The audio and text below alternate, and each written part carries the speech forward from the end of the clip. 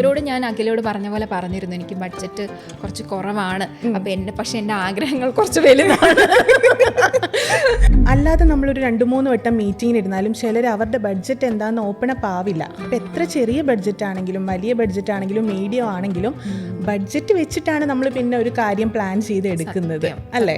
1 ലക്ഷത്തിനും ചെയ്യാം, 2-നും ചെയ്യാം, 5-നും ചെയ്യാം, 10 ലക്ഷത്തിനും ചെയ്യാം, 50-നും ചെയ്യുന്ന ആൾക്കാരുണ്ടാവാം. നമുക്ക് എന്ത് വേണം എന്നുള്ളത് ഒരു ക്ലാരിറ്റി കിട്ടിയാലേ നമുക്ക് അത് വെച്ചിട്ട് പ്രിപ്പയർ ചെയ്യാൻ പറ്റുള്ളൂ. ഇപ്പോൾ ഞാൻ ഒറ്റയ്ക്കായിരുന്നു ആ ടൈമിൽ, ആരോടും ഒരു തീരുമാനം ചോദിക്കാനോ. ഞാൻ ഒരുപാട് വട്ടം ഈ കൈയും കാലും ഇട്ട് അടിച്ചു നോക്കുക എന്നൊക്കെ പറയും പോലെ ആരെങ്കിലുമൊക്കെ ഹെൽപ്പ് ചെയ്യും എന്നുള്ളൊരു മിഥ്യാധാരണയിൽ ഞാൻ ഒരുപാട് വർഷം പോയി. അതുകൊണ്ട് ചോദിക്കാം, ഭയങ്കര യങ്ങായിട്ട് കല്യാണം കഴിച്ച ആളാണ് അഖില, പക്ഷെ യങ്ങായിട്ട് തന്നെ ഡിവോഴ്സ് ആവേണ്ടി വന്നിരുന്നു. അപ്പം ഇല്ലെങ്കിൽ ഇന്നത്തെ അഖിലയായി മാറുമായിരുന്നു അല്ലേ? ഉണ്ടാവില്ല, ജീവനോടെ ഉണ്ടാവുമോന്ന് പോലും അറിയില്ല. അല്ല, ഈ മരിക്കാം എന്നൊരു ഓപ്ഷൻ എടുക്കുന്ന പെൺകുട്ടികൾ ആലോചിക്കേണ്ട ഒരു കാര്യം, ജീവനോടെ ഇരുന്നാലേ നമുക്ക് ഇതിനൊക്കെ തിരിച്ച് ചെയ്യാൻ പറ്റൂ.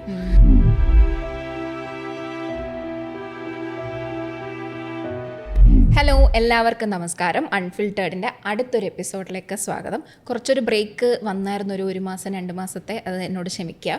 പക്ഷേ നല്ല നല്ല എപ്പിസോഡുകളായിട്ട് ഞാൻ ഇനിയും കൺസിസ്റ്റൻ്റ് ആയിട്ട് വരും, എല്ലാ പ്രാവശ്യം പറയുന്ന പോലെ പറയാണ്.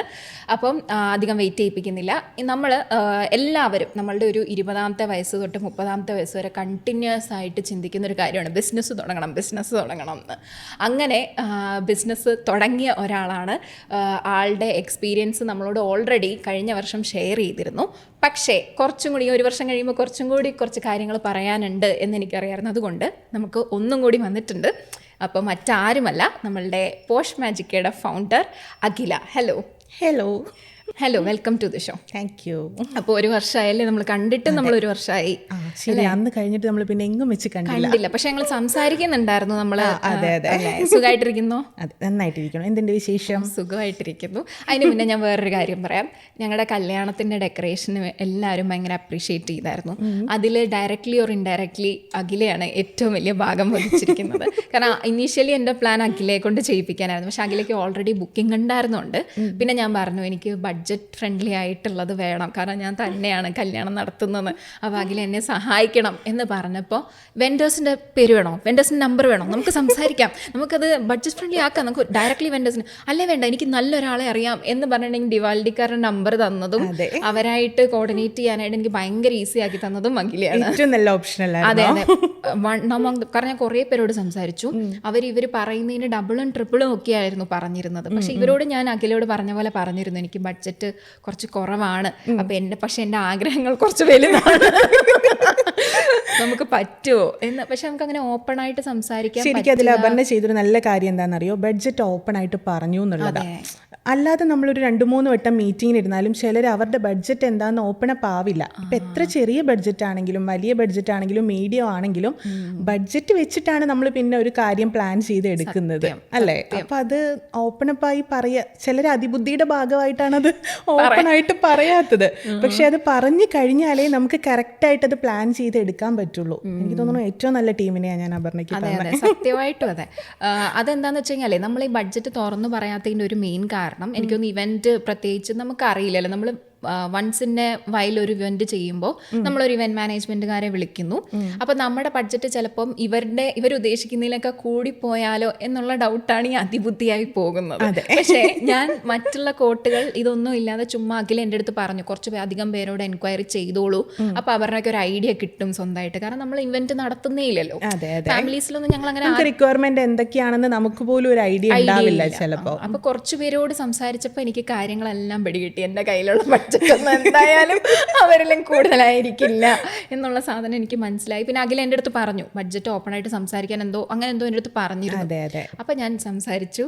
അത് എനിക്ക് തോന്നുന്നു നിങ്ങൾ, അതായത് ഇവന്റ് മാനേജ്മെന്റുകാരുടെ സൈഡിൽ നിൽക്കുമ്പോൾ അത് ഭയങ്കര ഹെൽപ്ഫുൾ ആയിരിക്കും, അല്ലേ? ഹെൽപ്ഫുൾ ആണ്. അല്ലാതെ കാരണം 1 ലക്ഷത്തിനും ചെയ്യാം, 2-നും ചെയ്യാം, 5-നും ചെയ്യാം, 10 ലക്ഷത്തിനും ചെയ്യാം, 50-നും ചെയ്യുന്ന ആൾക്കാരുണ്ടാവാം. നമുക്ക് എന്ത് വേണം എന്നുള്ളത് ഒരു ക്ലാരിറ്റി കിട്ടിയാലേ നമുക്ക് അത് വെച്ചിട്ട് പ്രിപ്പയർ ചെയ്യാൻ പറ്റുള്ളൂ. ഇപ്പോൾ ഞാൻ മിക്കവാറും കോട്ട് കൊടുക്കുമ്പോൾ ഒരു 3 കോട്ടായിട്ട് കൊടുക്കും, 3 ബഡ്ജറ്റിൻ്റെ. അത് അവർക്ക് തന്നെ ഒരു ഐഡിയ, ക്ലയൻറ്റിന് ആദ്യമായിട്ടായിരിക്കുമല്ലോ, അപ്പോൾ അവർക്ക് തന്നെ നമുക്ക് എന്ത് ബഡ്ജറ്റിൽ തീരും എൻ്റെ ഒരു ഐഡിയ എന്നുള്ളത് അവർക്ക് തന്നെ അറിയാൻ വേണ്ടിയിട്ടാണ് നമ്മൾ അങ്ങനെ 3 എണ്ണം ആക്കി കൊടുക്കുന്നത്. അപ്പോൾ അവർക്കും ഒരു ധാരണ കിട്ടും, നമുക്കും അതിൽ നിന്നൊരു ധാരണ കിട്ടും. അപ്പോൾ ബഡ്ജറ്റ് അറിഞ്ഞാൽ മാത്രമേ നമുക്ക് ഏത് റേഞ്ചിലോട്ട് ഇത് കൊണ്ടുപോകണം, അല്ലെങ്കിൽ ഉള്ള ബഡ്ജറ്റിൽ അത് എങ്ങനെ ഭംഗിയാക്കാം എന്നുള്ളത് നമുക്ക് അറിയാൻ പറ്റുള്ളൂ. എനിക്ക് തോന്നുന്നു പണ്ടൊരു ഇൻ്റർവ്യൂവിൽ അഖില പറഞ്ഞൊരു കഥയുണ്ട്. അതായത് അവസാന നിമിഷമായപ്പോഴത്തേക്കിനും അവരുടെ ബഡ്ജറ്റ് എല്ലാം മാറി, എന്തോ പൈസ കിട്ടാനിരുന്നത് കിട്ടില്ല. ആ കറക്റ്റ് കോസ് എനിക്ക് ഓർമ്മയില്ല. പക്ഷേ അങ്ങനെ അതായത് എല്ലാവരോടും എന്നിട്ട് സംസാരിക്കാൻ തുടങ്ങി. 10,000 രൂപയ്ക്ക് എന്ത് ചെയ്യാൻ പറ്റും, 5,000 രൂപയ്ക്ക് എന്ത് ചെയ്യാൻ പറ്റും. അങ്ങനെ ആ ഒരു ഇൻസിഡൻറ്റ് കൊണ്ടാണോ ഇങ്ങനെ ഒരു 3 കോട്ട് കൊടുക്കാനും അങ്ങനെയുള്ളൊരു? അതെ, അത് മാത്രമല്ല ഇപ്പം അപർണ അന്ന് ചോദിച്ചതുപോലെ തന്നെ വരുന്നൊരു ക്ലയൻറ്റിന് ഇതിൽ ഓരോന്നിൻ്റെയും റേറ്റ് എങ്ങനെയാണെന്ന് അവർക്ക് അറിയില്ല. അപ്പോൾ ശരിക്കൊരു പ്രോപ്പർ ഐഡിയ കിട്ടണം എന്നുണ്ടെങ്കിൽ നമ്മൾ ഓരോന്നിൻ്റെയും റേറ്റ് നിങ്ങൾ അറിഞ്ഞാലേ നിങ്ങൾക്ക് ഏത് ബഡ്ജറ്റിൻ്റെ ഉള്ളിൽ നിർത്തണം എന്നുള്ളത് അറിയാൻ പറ്റുള്ളൂ. ശരിയാ. അപ്പോൾ ഞാനിപ്പോൾ കോൺഫിഡൻ്റ് ആണ് ഏത് ബഡ്ജറ്റിലും, അതിപ്പോൾ താഴത്തേക്കുള്ള ബഡ്ജറ്റ് ആയാലും മീഡിയ ആയാലും ഹൈ റേഞ്ച് ബഡ്ജറ്റ് ആയാലും നമുക്ക് നന്നായിട്ടത് പ്രിപ്പയർ ചെയ്ത് കൊടുക്കാൻ പറ്റും എന്നുള്ള കാര്യത്തിൽ. അന്ന് പക്ഷെ അങ്ങനെയല്ലായിരുന്നു. അതൊരു 8 ഇയർ ബാക്കിലെ കഥയാണത്. അപ്പോൾ അന്ന് നമുക്ക് ഓരോന്നും എടുത്താലേ ഇതിൽ എന്തോരം കുറയ്ക്കാമെന്ന് ഞാനും പഠിച്ചു വരുന്നേ ഉള്ളൂ. അപ്പോൾ കാരണം നമ്മളും അതിൽ പുതിയതാണല്ലോ. പക്ഷെ ഇപ്പം നമ്മളതിൽ കോൺഫിഡൻ്റ് ആണ്. എത്ര ബഡ്ജറ്റ് കുറവാണെങ്കിലും കൂടുതലാണെങ്കിലും നമുക്ക് അത് അങ്ങോട്ട്, പിന്നെ അന്ന് നമുക്ക് ഓൺ പ്രൊഡക്ഷൻ ഇല്ല, ഇപ്പോഴാണ് നമുക്ക് ഓൺ പ്രൊഡക്ഷൻ ആയത്. അപ്പം നമുക്ക് ബഡ്ജറ്റ് വേണ്ട രീതിയിൽ ഹാൻഡിൽ ചെയ്യാനായിട്ട് പറ്റും, ഫ്ലെക്സിബിൾ ആക്കാൻ പറ്റും അല്ലേ? എനിക്ക് എൻ്റെ കല്യാണത്തിൻ്റെ സമയത്ത് കൂടുതലും വന്നത് ഫ്രഷ് ഫ്ലവേഴ്സ് വെക്കണം എന്ന് പറഞ്ഞപ്പോഴാണ് പൈസ കൂടുതൽ. പക്ഷെ അതും കറക്റ്റ് ക്ലാരിറ്റിയിൽ പറഞ്ഞു തന്നു. ഫ്രഷ് ഫ്ലവേഴ്സ് ഒക്കെ ആണെങ്കിൽ ഇങ്ങനെ ആയിരിക്കും, ഇങ്ങനെയാണെങ്കിൽ ഇങ്ങനെ ആയിരിക്കും. അത് ഭയങ്കര നല്ലൊരു കാര്യമാണ്. പക്ഷേ ഫ്രഷ് ഫ്ലവർ അങ്ങനെ ഒരുപാട് പേരൊന്നും ആവശ്യപ്പെടുന്നില്ല. ബ്രാഹ്മിൺ വെഡ്ഡിങ്ങിനൊക്കെ അവർ ഭയങ്കര, പിന്നെ ചെന്നൈയിലേക്ക് വെഡ്ഡിങ് ചെയ്യുമ്പോൾ അവിടെ കാണാൻ ഭംഗിയില്ലെങ്കിലും കുഴപ്പമില്ല, ചിലതിൽ ഫ്രഷ് ഫ്ലവർ ഒരുപാട് ആഡ് ആയിരിക്കണം, അത് അവർക്ക് ഇമ്പോർട്ടൻ്റാണ്. അപ്പോൾ പക്ഷേ ഇതിൻ്റെ ഔട്ട്ലുക്ക് വരുമ്പോൾ ഇത് രണ്ടും തമ്മിൽ ഇപ്പോൾ ഒരു പ്രീമിയം ഡ്രൈ ഫ്ലവറൊക്കെയാണ് നമ്മൾ ഉപയോഗിക്കുന്നതെന്നുണ്ടെങ്കിൽ ഫ്രഷ് ഫ്ലവറിനേക്കാളും ഭംഗിയാണ് കാണാനായിട്ട്. കാരണം അത് വാടുകയോ കാര്യങ്ങളോ ഒന്നും ഇല്ലല്ലോ. ഇപ്പൊ തലേന്ന് രാത്രി നമ്മുടെ പ്രൊഡക്ഷൻ കംപ്ലീറ്റ് ചെയ്ത് തീർന്നാലും പിറ്റേന്നും ഫ്രഷ് ആയിട്ട് തന്നെ നിൽക്കും. പിന്നെ ആരെങ്കിലും പിള്ളേരൊക്കെ പോയി അത് ഊരി നോക്കിയാലേ പണി പക്ഷെ എന്നാലും പിള്ളേർക്ക് പറയാൻ തോന്നുന്നു കിട്ടില്ല. പിന്നെ മറ്റത് പറിച്ചുകൊണ്ടൊക്കെ പോയാലും കുഴപ്പമില്ല.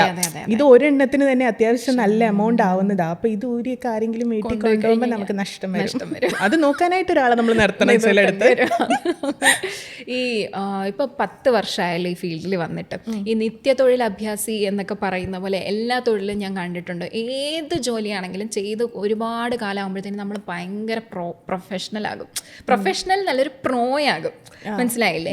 ഇപ്പം അഖിലയുടെ കാര്യം എടുത്തു കഴിഞ്ഞാൽ തന്നെ ചിലപ്പോൾ ഞാനൊരു 10 വർഷം മുന്നേ അഖില തുടങ്ങിയ സമയത്ത് ഇപ്പോൾ ഈ ഫ്ലവേഴ്സിൻ്റെ കാര്യം പറഞ്ഞു കഴിഞ്ഞാൽ അഖില ചിലപ്പോൾ തന്നെ ഇരുന്ന് ആലോചിക്കേണ്ടി വന്നേനെ. പക്ഷെ ഇപ്പം ഞാൻ പറഞ്ഞതുകൊണ്ടല്ലേ പെട്ടെന്ന് അത് കാറ്റഗറൈസ് ചെയ്ത് ഡ്രൈ ഫ്ലവേഴ്സിൻ്റെ പ്രീമിയം സെക്ഷൻ ഉണ്ട്, അതുണ്ട്, ഇതുണ്ട്, ഇതെടുത്തുകൊണ്ട് പോയാൽ ഇവിടെ ആയിരിക്കും നഷ്ടം വരുന്നത്. പെട്ടെന്നാണ് കാൽക്കുലേഷൻസ് ഒക്കെ നടക്കുന്നത്. അപ്പം അതെങ്ങനെയാണ് അത് ഇത്രയും ജോലിയെ ഭയങ്കര ഈസി ആക്കിയോ? അതായത് എന്താണ് ആ ഒരു 10 ഇയർ മുന്നേ ഉള്ള അഖിലയും ഇന്നത്തെ അഖിലയും തമ്മിലുള്ള ഒരു ബിസിനസ് വുമൺ എന്നുള്ളൊരു രീതിയിൽ വന്നിട്ടുള്ള ഒരു മാറ്റം? ശരിക്കും നമ്മൾ അന്ന് ഇവൻറ്റ് മാനേജ്മെൻറ്റ് തുടങ്ങുമ്പോൾ ഞാൻ ശരിക്കും വേറെ ഇവൻറ്റിൻ്റെ അടുത്ത് പോയി വരെ കോട്ട് എടുത്തിട്ടുണ്ട്. നമുക്കറിയില്ല. അപ്പോൾ നമുക്ക് പലരും പറഞ്ഞു തരുന്നത് പല കാര്യങ്ങളാണ്. ഈ ഇവൻറ്റുകാരോട് റേറ്റ് എടുത്ത് നോക്ക്, ശരിക്കും അത് ഭയങ്കര മണ്ടത്തരമാണത്. പക്ഷെ ആദ്യത്തെ കുറച്ച് നാൾ ഞാൻ അങ്ങനെ ചെയ്യിച്ചിട്ടുണ്ട്. അത് കഴിഞ്ഞിട്ടാണ് ഇതിന് വെൻഡറും കാര്യങ്ങളും ആവുമ്പോഴാണ് നമുക്ക് ഒന്നും കൂടെ ലാഭം എന്ന് നമുക്ക് അറിയാൻ പറ്റുന്നത്. അങ്ങനെ പിന്നെ വെൻഡർ ത്രൂ നമ്മൾ ചെയ്യാൻ തുടങ്ങി. അത് കഴിഞ്ഞ് നമ്മൾ പിന്നെ ഓൺ പ്രൊഡക്ഷൻ ആയിട്ട് ഇപ്പോഴൊക്കെ നമ്മൾ ഓൺ പ്രൊഡക്ഷനിലാണ് കംപ്ലീറ്റ് പോയിക്കൊണ്ടിരിക്കുന്നത്. ഓൺ പ്രൊഡക്ഷൻ എന്ന് പറയുമ്പോൾ എല്ലാം നമ്മുടെ സൈഡിൽ നിന്ന്, അതെ അതെ, നമ്മളുടെ കയ്യിൽ പ്രോഡക്റ്റുകൾ എല്ലാം ഉണ്ടാവും, നമ്മുടെ തന്നെ ലേബർ ഉണ്ടാവും. അപ്പം നമുക്ക് ഇഷ്ടമുള്ള റേറ്റിന് ഇപ്പോൾ ഒരു വെൻഡറിൻ്റെ അടുത്ത് നിന്ന് നമ്മൾ എടുക്കുമ്പോൾ പലപ്പോഴും അവർ പറയുന്ന റേറ്റിൽ നമ്മുടെ മാർജിൻ കുറയും. അതെ അതെ. പക്ഷെ നമ്മുടെ ഓൺ പ്രൊഡക്ഷൻ ആവുമ്പോൾ നമുക്ക് വേണ്ടപ്പെട്ട ഒരാൾ വന്നു, നമുക്ക് എത്ര വേണമെങ്കിലും ലോ ബഡ്ജറ്റിലേക്ക് നമുക്ക് ആക്കാം. അല്ലെങ്കിൽ എത്ര വേണമെങ്കിലും അത് നമുക്ക് ഒന്ന് അങ്ങോട്ടും ഇങ്ങോട്ടും മാറ്റിയൊക്കെ ചെയ്യണം എന്നുണ്ടെങ്കിൽ നമ്മുടെ കയ്യിൽ കുറേ പ്രോഡക്റ്റ് വേണം. ഇപ്പോൾ ചെയർ, ടേബിൾ അറേഞ്ച്മെൻറ്റിനുള്ളത്, പിന്നെ ഈ പറഞ്ഞ പോലെ ഡ്രൈ ഫ്ലവർ നമ്മൾ ചെയ്യുക. പിന്നെ ഇപ്പോൾ ഈ ഫോട്ടോ ബൂത്ത് ഭയങ്കര ട്രെൻഡിങ് ആണ്. ട്രഡീഷണൽ ഫോട്ടോ ബൂത്ത് ഒക്കെ പലയിടത്ത് വെക്കുന്നത്. വെഡ്ഡിങ്ങിന് വരുന്നതേ അങ്ങനെ ഒരു ഫോട്ടോ എടുക്കാൻ വേണ്ടി വരുന്ന ആൾക്കാരുണ്ട്. Mirror, traditional mirror. അപ്പോൾ അതിപ്പോൾ നമ്മളൊരു സ്റ്റേജ് ഡെക്കോർ ചെയ്യുന്നതിനേക്കാളും ഇമ്പോർട്ടൻ്റ് ആണ് ഫോട്ടോ ബൂത്തിൽ കൂടുതലും നമ്മൾ ശ്രദ്ധ കൊടുക്കുക എന്നുള്ളത്. അപ്പോൾ അങ്ങനത്തെ മാറ്റങ്ങളൊക്കെ വരുമ്പോൾ കുറേ പ്രോഡക്റ്റുകൾ നമ്മുടെ കയ്യിലുണ്ടെങ്കിൽ നമുക്ക് ഒരുപാട് ലാഭമാണ്. പക്ഷേ ഒരു ഓൺ പ്രൊഡക്ഷനിലേക്കൊക്കെ എൻ്റെ കമ്പനി എത്താനായിട്ട് ശരിക്ക് ഈ ഒരു 10 വർഷത്തോളം ഒക്കെ എടുത്തു. അതുവരെ നമ്മൾ വെൻഡറിനെ ഡിപ്പെൻഡ് ചെയ്ത് തന്നെയാണ് ചെയ്തുകൊണ്ടിരുന്നത്. ഇപ്പൊ പ്രോ ആയി എന്ന് വേണേൽ പറയാം അല്ലേ? ഇനി ആവാനുണ്ട്. അല്ല, ആദ്യത്തെ ടൈമിൽ ജനറേറ്റർ എന്തിനാന്ന് പോലും അറിയില്ലായിരുന്നു. ഒരു ഹോട്ടലിൽ വർക്ക് ചെയ്തപ്പോൾ ഇതേപോലെ നമ്മൾ പിന്നെ ആഡ് ചെയ്യുന്ന കാര്യങ്ങൾക്ക് നമ്മൾ തന്നെയാണ് പവർ ബാക്കപ്പ് കൊടുക്കേണ്ടത് ആദ്യം കേട്ടോ, 10 വർഷത്തിനൊക്കെ ആ തുടങ്ങുന്ന ടൈമിൽ. അപ്പോൾ ജനറേറ്റർ അതെന്തിനാ, ഇവിടെ കറണ്ടും ലൈറ്റും ഒക്കെ ഉണ്ടല്ലോ, ഹോട്ടലല്ലേ ഇവിടെ കാണുമല്ലോ എന്നൊക്കെ അല്ലേ. പിന്നെയാണ് നമുക്കത് ഓരോന്നും അറിയാൻ തുടങ്ങിയത്. അപ്പം നമ്മളിങ്ങനെ ഓരോന്നും ചെയ്ത് വരുമ്പോൾ മറ്റേതൊരു 8 അവർ കൊണ്ട് തീരുന്ന നമ്മൾ കാൽക്കുലേറ്റ് ചെയ്തിരുന്ന പല വർക്കുകളും ഇപ്പം നമുക്ക് 2-3 അവർ കൊണ്ട് നമുക്ക് തീർക്കാൻ പറ്റാറുണ്ട്. കാരണം അത്യാവശ്യം പ്രീമിയം പ്രോപ്പർട്ടികളിലൊക്കെ നമുക്ക് അവിടെ ഇവന്റ് ഉണ്ടെങ്കിൽ രാത്രി 12 മണിക്ക് ശേഷമായിരിക്കും അവരുടെ ഒക്കെ അഴിച്ചു മാറ്റി കഴിഞ്ഞ് നമുക്ക് കിട്ടുന്നത് പ്രോപ്പർട്ടി. പിറ്റേന്ന് രാവിലെ 9:30 ഒക്കെ മുഹൂർത്തമാണെന്നുണ്ടെങ്കിൽ ഈ ഒരു ടൈം ഗ്യാപ്പേ നമുക്ക് കിട്ടുന്നുള്ളൂ. അപ്പം നമ്മൾ ആ ടൈമിനുള്ളിൽ ചെയ്ത് തീർക്കണമല്ലോ. അപ്പോൾ അങ്ങനെ ചെയ്താണ്. പിന്നെ നമ്മളല്ലല്ലോ ഇത് ഇപ്പോൾ ഇന്ന് നാണി അടിക്കുന്നതും ഇതുമൊക്കെ നമ്മൾ നിന്ന് ചെയ്യിപ്പിക്കുക എന്നുള്ളതാണ്. അതെ ചെയ്യുന്നതിലും പാടാണ് ഇത് നിന്ന് ചില നേരത്ത് ചെയ്യിപ്പിക്കാനായിട്ട്. കാരണം ഒരുപാട് കാര്യങ്ങൾ ഹാൻഡിൽ ചെയ്യണ്ടേ. അത് ഇവർ പറയും മാം തീരും മാം, എന്നോട് പറയും മാം നിൽക്കല്ലേ എല്ലാം കഴിഞ്ഞ് ഞങ്ങൾ വിളിച്ചോളാം പുറത്തോട്ട് ഇറങ്ങി നിൽക്കുമെന്ന്. ഞാൻ 8 വെപ്രാളം പിടിപ്പിക്കും. പിറ്റേന്ന് 11 ആയിരിക്കും വെഡിങ്. ഞാൻ എന്നിട്ട് പിള്ളേരോട് പറയും രാവിലെ 7 മണിക്ക് തീരണം, 8:30 മുഹൂർത്ത. ഇല്ല, ഇപ്പൊ അവർക്ക് അറിയാതുകൊണ്ട് 8 പറയുകയാണെങ്കിൽ ഒരു 10 മണി ആയിരിക്കും എന്നുള്ളത്. അല്ല, എന്നോടെല്ലാവരും ഞാൻ ലേറ്റ് ആയിട്ടേ വരുള്ളൂ എന്നുള്ളത് കൊണ്ട് 1/2 മണിക്കൂർ നേരത്തെ പറയും, കറക്റ്റ് സമയത്തെ സ്ഥലത്ത്. അതുപോലെ അല്ല, കഴിഞ്ഞ വിട്ട് അപർണ ഇത്തിരി ഡിലേ 10 മിനിറ്റോ മറ്റേ ആയിരുന്നു. അതുകൊണ്ട് ഞാൻ ഇപ്രാവശ്യം താഴെ വന്നിട്ട് അപർണ എത്തിയോ എന്നതുകൊണ്ടാണ് ഞാൻ ചോദിച്ചത്. പക്ഷെ ഞാൻ എത്താറായിരുന്നു ഭാഗ്യത്തിന്. കറക്റ്റ് ടൈമിൽ എത്തി. എന്താണെന്നറിയത്തില്ല, എൻ്റെ ആൻസൈറ്റിയുടെ ഒരു ഭാഗമാണെന്ന് തോന്നുന്നു. എനിക്ക് പറ്റത്തില്ല, ഒന്നെങ്കിൽ ഭയങ്കര നേരത്തെ എത്തും അല്ലെങ്കിൽ ലേറ്റ് ആയിരിക്കും. കറക്റ്റ് സമയത്ത് എൻ്റെ ജീവിതം അതൊരു നല്ല കാര്യമായിട്ടല്ല കേട്ടോ ഞാൻ പറയുന്നത്. എന്താണെന്നറിയത്തില്ല, ഒരു ആൻസൈറ്റിയുടെ ഭാഗമായിട്ട് ഞാൻ കൂട്ടി ഞാൻ എന്നെ അങ്ങ് എക്സ്ക്യൂസ് ചെയ്യുക. പോട്ടെ, ഞാൻ ചോദിക്കാൻ വന്നതെന്നറിയോ, അഖില ഇപ്പോൾ സംസാരിക്കുന്ന സമയത്ത് ബഡ്ജറ്റ് കുറഞ്ഞ ആളുകൾ വന്നാലും എനിക്ക് ചെയ്യണം, എനിക്ക് അവരെ ഹെൽപ്പ് ചെയ്യണം എന്നുള്ളൊരു മെൻറ്റാലിറ്റി ഉണ്ട്. പക്ഷേ എൻഡ് ഓഫ് ദ ഡേ ഞാൻ പറയുകയാണെങ്കിൽ one among the biggest business opportunity അല്ലെങ്കിൽ മണി മേക്കിംഗ് ഓപ്പർച്യൂണിറ്റി ഉള്ളത് ഇവൻറ്റ് മാനേജ്മെൻറ്റ് ബിസിനസ്സിലാണ് ഞാൻ കണ്ടിട്ടുള്ളത് വെച്ചിട്ട്. കാരണം എൻ്റെ കല്യാണം നടത്തിയപ്പം ഞാൻ പറഞ്ഞാൽ എനിക്ക് ബഡ്ജറ്റ് ഫ്രണ്ട്ലി ആയിട്ടാണ് എനിക്ക് നടത്താൻ പറ്റിയത്. പക്ഷേ ഞാൻ മറ്റുള്ള കല്യാണങ്ങളിൽ പോകുമ്പോൾ ഞാൻ ഒരുപാട് ഒബ്സർവ് ചെയ്യാറുണ്ട്. ഇങ്ങനെ ഒന്നും ഇരുന്ന് പറഞ്ഞു കൊടുക്കല്ല, ഇപ്പം തന്നെ നല്ല കോമ്പറ്റീഷനാണ്, ഇനി വരുന്ന പിള്ളേരൊക്കെ ഇത് കേട്ടത് തുടങ്ങും. ഈ അത്ര എളുപ്പപ്പണിയൊന്നും അല്ല, തലയിറങ്ങി വീഴും. അയ്യോ, എൻ്റെ കല്യാണത്തിന് തന്നെ അവർ ആ ഫ്രഷ് ഫ്ലവേഴ്സും കൊണ്ട് അവരുടെ ടെൻഷൻ കാണണമായിരുന്നു. രാവിലെ വരെ ഇതിങ്ങനെ തെളിയിച്ചിരുത്തുകയും വേണം, വാട്ടറൊക്കെ ഇങ്ങനെ ചെയ്തൊക്കെ കൊടുക്കണം. പിന്നെ അഖില നേരത്തെ പറഞ്ഞ പോലെ മറ്റൊരു ഇവന്റ് അവിടെ നടക്കുന്നുണ്ടായിരുന്നു. അത് തീർന്ന് അവർ ക്ലിയർ ചെയ്ത് ഇവർ ഈ ഫ്രഷ് ഫ്ലവേഴ്സും കൊണ്ട് അവിടെ വന്ന് വെയിറ്റ് ചെയ്യുക. മനസ്സിലായില്ല, അവരുടെ ടെൻഷൻ. എന്നിട്ട് ഉറങ്ങിയിട്ടില്ല. ഈ ഇവന്റ് കഴിയുന്നിടം വരെ അമ്പിളിയും വൈശാഖും കൂടി അവിടെ ഇങ്ങനെ നിൽക്കുക. ഇവർ ഉറങ്ങിയിട്ടില്ല, അവരെ കണ്ടറിയാം സ്ലീപ്പ് ഡിപ്രൈവ്ഡ് ആയിട്ട് ഇങ്ങനെ നിൽക്കുക. അല്ല, ഇവന്റുകാർക്ക് ഉറക്കം ഉണ്ടാവാറില്ല പൊതുവെ. കാരണം നമ്മൾ നൈറ്റ് കംപ്ലീറ്റ് ഇപ്പം 2 ഇവന്റ് ഒക്കെ ഉണ്ടെന്നുണ്ടെങ്കിലും നമ്മൾ 2 ഏതെങ്കിലും ടൈമിൽ നമ്മൾ എത്തണം. അതെ. അപ്പോൾ ഉറക്കം ആ ടൈമിൽ നമുക്ക് ഫാക്ടർ ആവില്ല. നമുക്കിത് എങ്ങനെയെങ്കിലും കഴിഞ്ഞാൽ മതി. കാരണം നമുക്ക് റിപ്പീറ്റ് ചെയ്യാൻ പറ്റില്ലല്ലോ. ഇപ്പം ഇന്ന് തെറ്റിച്ചു കഴിഞ്ഞാൽ ഞങ്ങൾ നാളെ ചെയ്ത് ശരിയാക്കി തരാം എന്ന് പറയാൻ പറ്റാത്തൊരു പ്രൊഫഷനാണിത്. അപ്പോൾ ഉറക്കമൊന്നും ഉണ്ടാവില്ല. പിന്നെ ഞാൻ പഠിച്ചൊരു കാര്യം എന്ന് വെച്ചാൽ ഞാനിങ്ങനെ ചിന്തിച്ചിട്ടുണ്ട്, കല്യാണങ്ങൾക്ക് വേണമെങ്കിൽ നമുക്കെല്ലാം ഇങ്ങനെ വെൻഡേഴ്സിനെയൊക്കെ വെച്ചിട്ട് ഭയങ്കര ഈസി ആയിട്ട് കാര്യങ്ങൾ നടന്നു പോകുമല്ലോ എന്നുള്ള ചിന്ത. പക്ഷെ ഒരിക്കലുമല്ല. പ്രത്യേകിച്ച് നമ്മൾ ഒറ്റയ്ക്കോ അല്ലെങ്കിൽ ഇപ്പം അമ്മ അങ്ങനെ ലിമിറ്റഡ് ഫാമിലി മെമ്പേഴ്സ്. എൻ്റെ ചേച്ചി പ്രഗ്നൻ്റ് ആയിരുന്ന സമയത്ത്. അപ്പോൾ ഫിസിക്കലി പുള്ളിക്കാരിക്ക് ചെയ്യാവുന്ന ഹെൽപ്പുകൾ ഭയങ്കര കുറവാണ്. അതായത് ഒരു സ്ഥലത്ത് പോയി മറ്റൊരു സ്ഥലത്ത് പോയി ഹെൽപ്പ് ചെയ്യുക എന്നൊക്കെ ഉള്ളത്. അപ്പോൾ ഒരു ഇവന്റ് മാനേജ്മെന്റിനെ വെക്കുന്നത് തന്നെയാണ് ഭയങ്കരമായിട്ട്. കാരണം എനിക്ക് പൂ വാങ്ങിക്കാൻ പോലും ടെൻഷൻ അടിക്കേണ്ടി വന്നിട്ടില്ല, തലേ വെക്കുന്നത് അവർ തന്നെ കൊണ്ടുതരും. മനസ്സിലായില്ലേ? അപ്പോൾ അത് ഭയങ്കര ഈസിയാണ്. അല്ല, ഇവന്റ് ഉള്ളപ്പോൾ ഇവന്റ് പ്ലാനർ ഉള്ളപ്പോൾ നമ്മൾ ആ ടൈമിൽ എല്ലാവരും കൂടി അങ്ങ് ചെന്നാൽ മതി. അവർ പറയുന്ന ടൈമിൽ ബാക്കിയൊന്നും നമ്മൾ അറിയണ്ട, പ്രോപ്പർ പ്ലാനർ ആണ് എന്നുണ്ടെങ്കിൽ. പക്ഷേ ഇങ്ങനെ അഖിലെ പോലെയും അമ്പിളിയെ പോലെയും ഉള്ളവരെയൊക്കെ കിട്ടണം, അതാണ് മെയിൻ പ്രശ്നം. അതായത് നമ്മളെ വൈശാഖിലും അമ്പിളിയിലും എനിക്ക് അത്രയും ഉറപ്പുണ്ടായിരുന്നു ആ ടീമിൽ.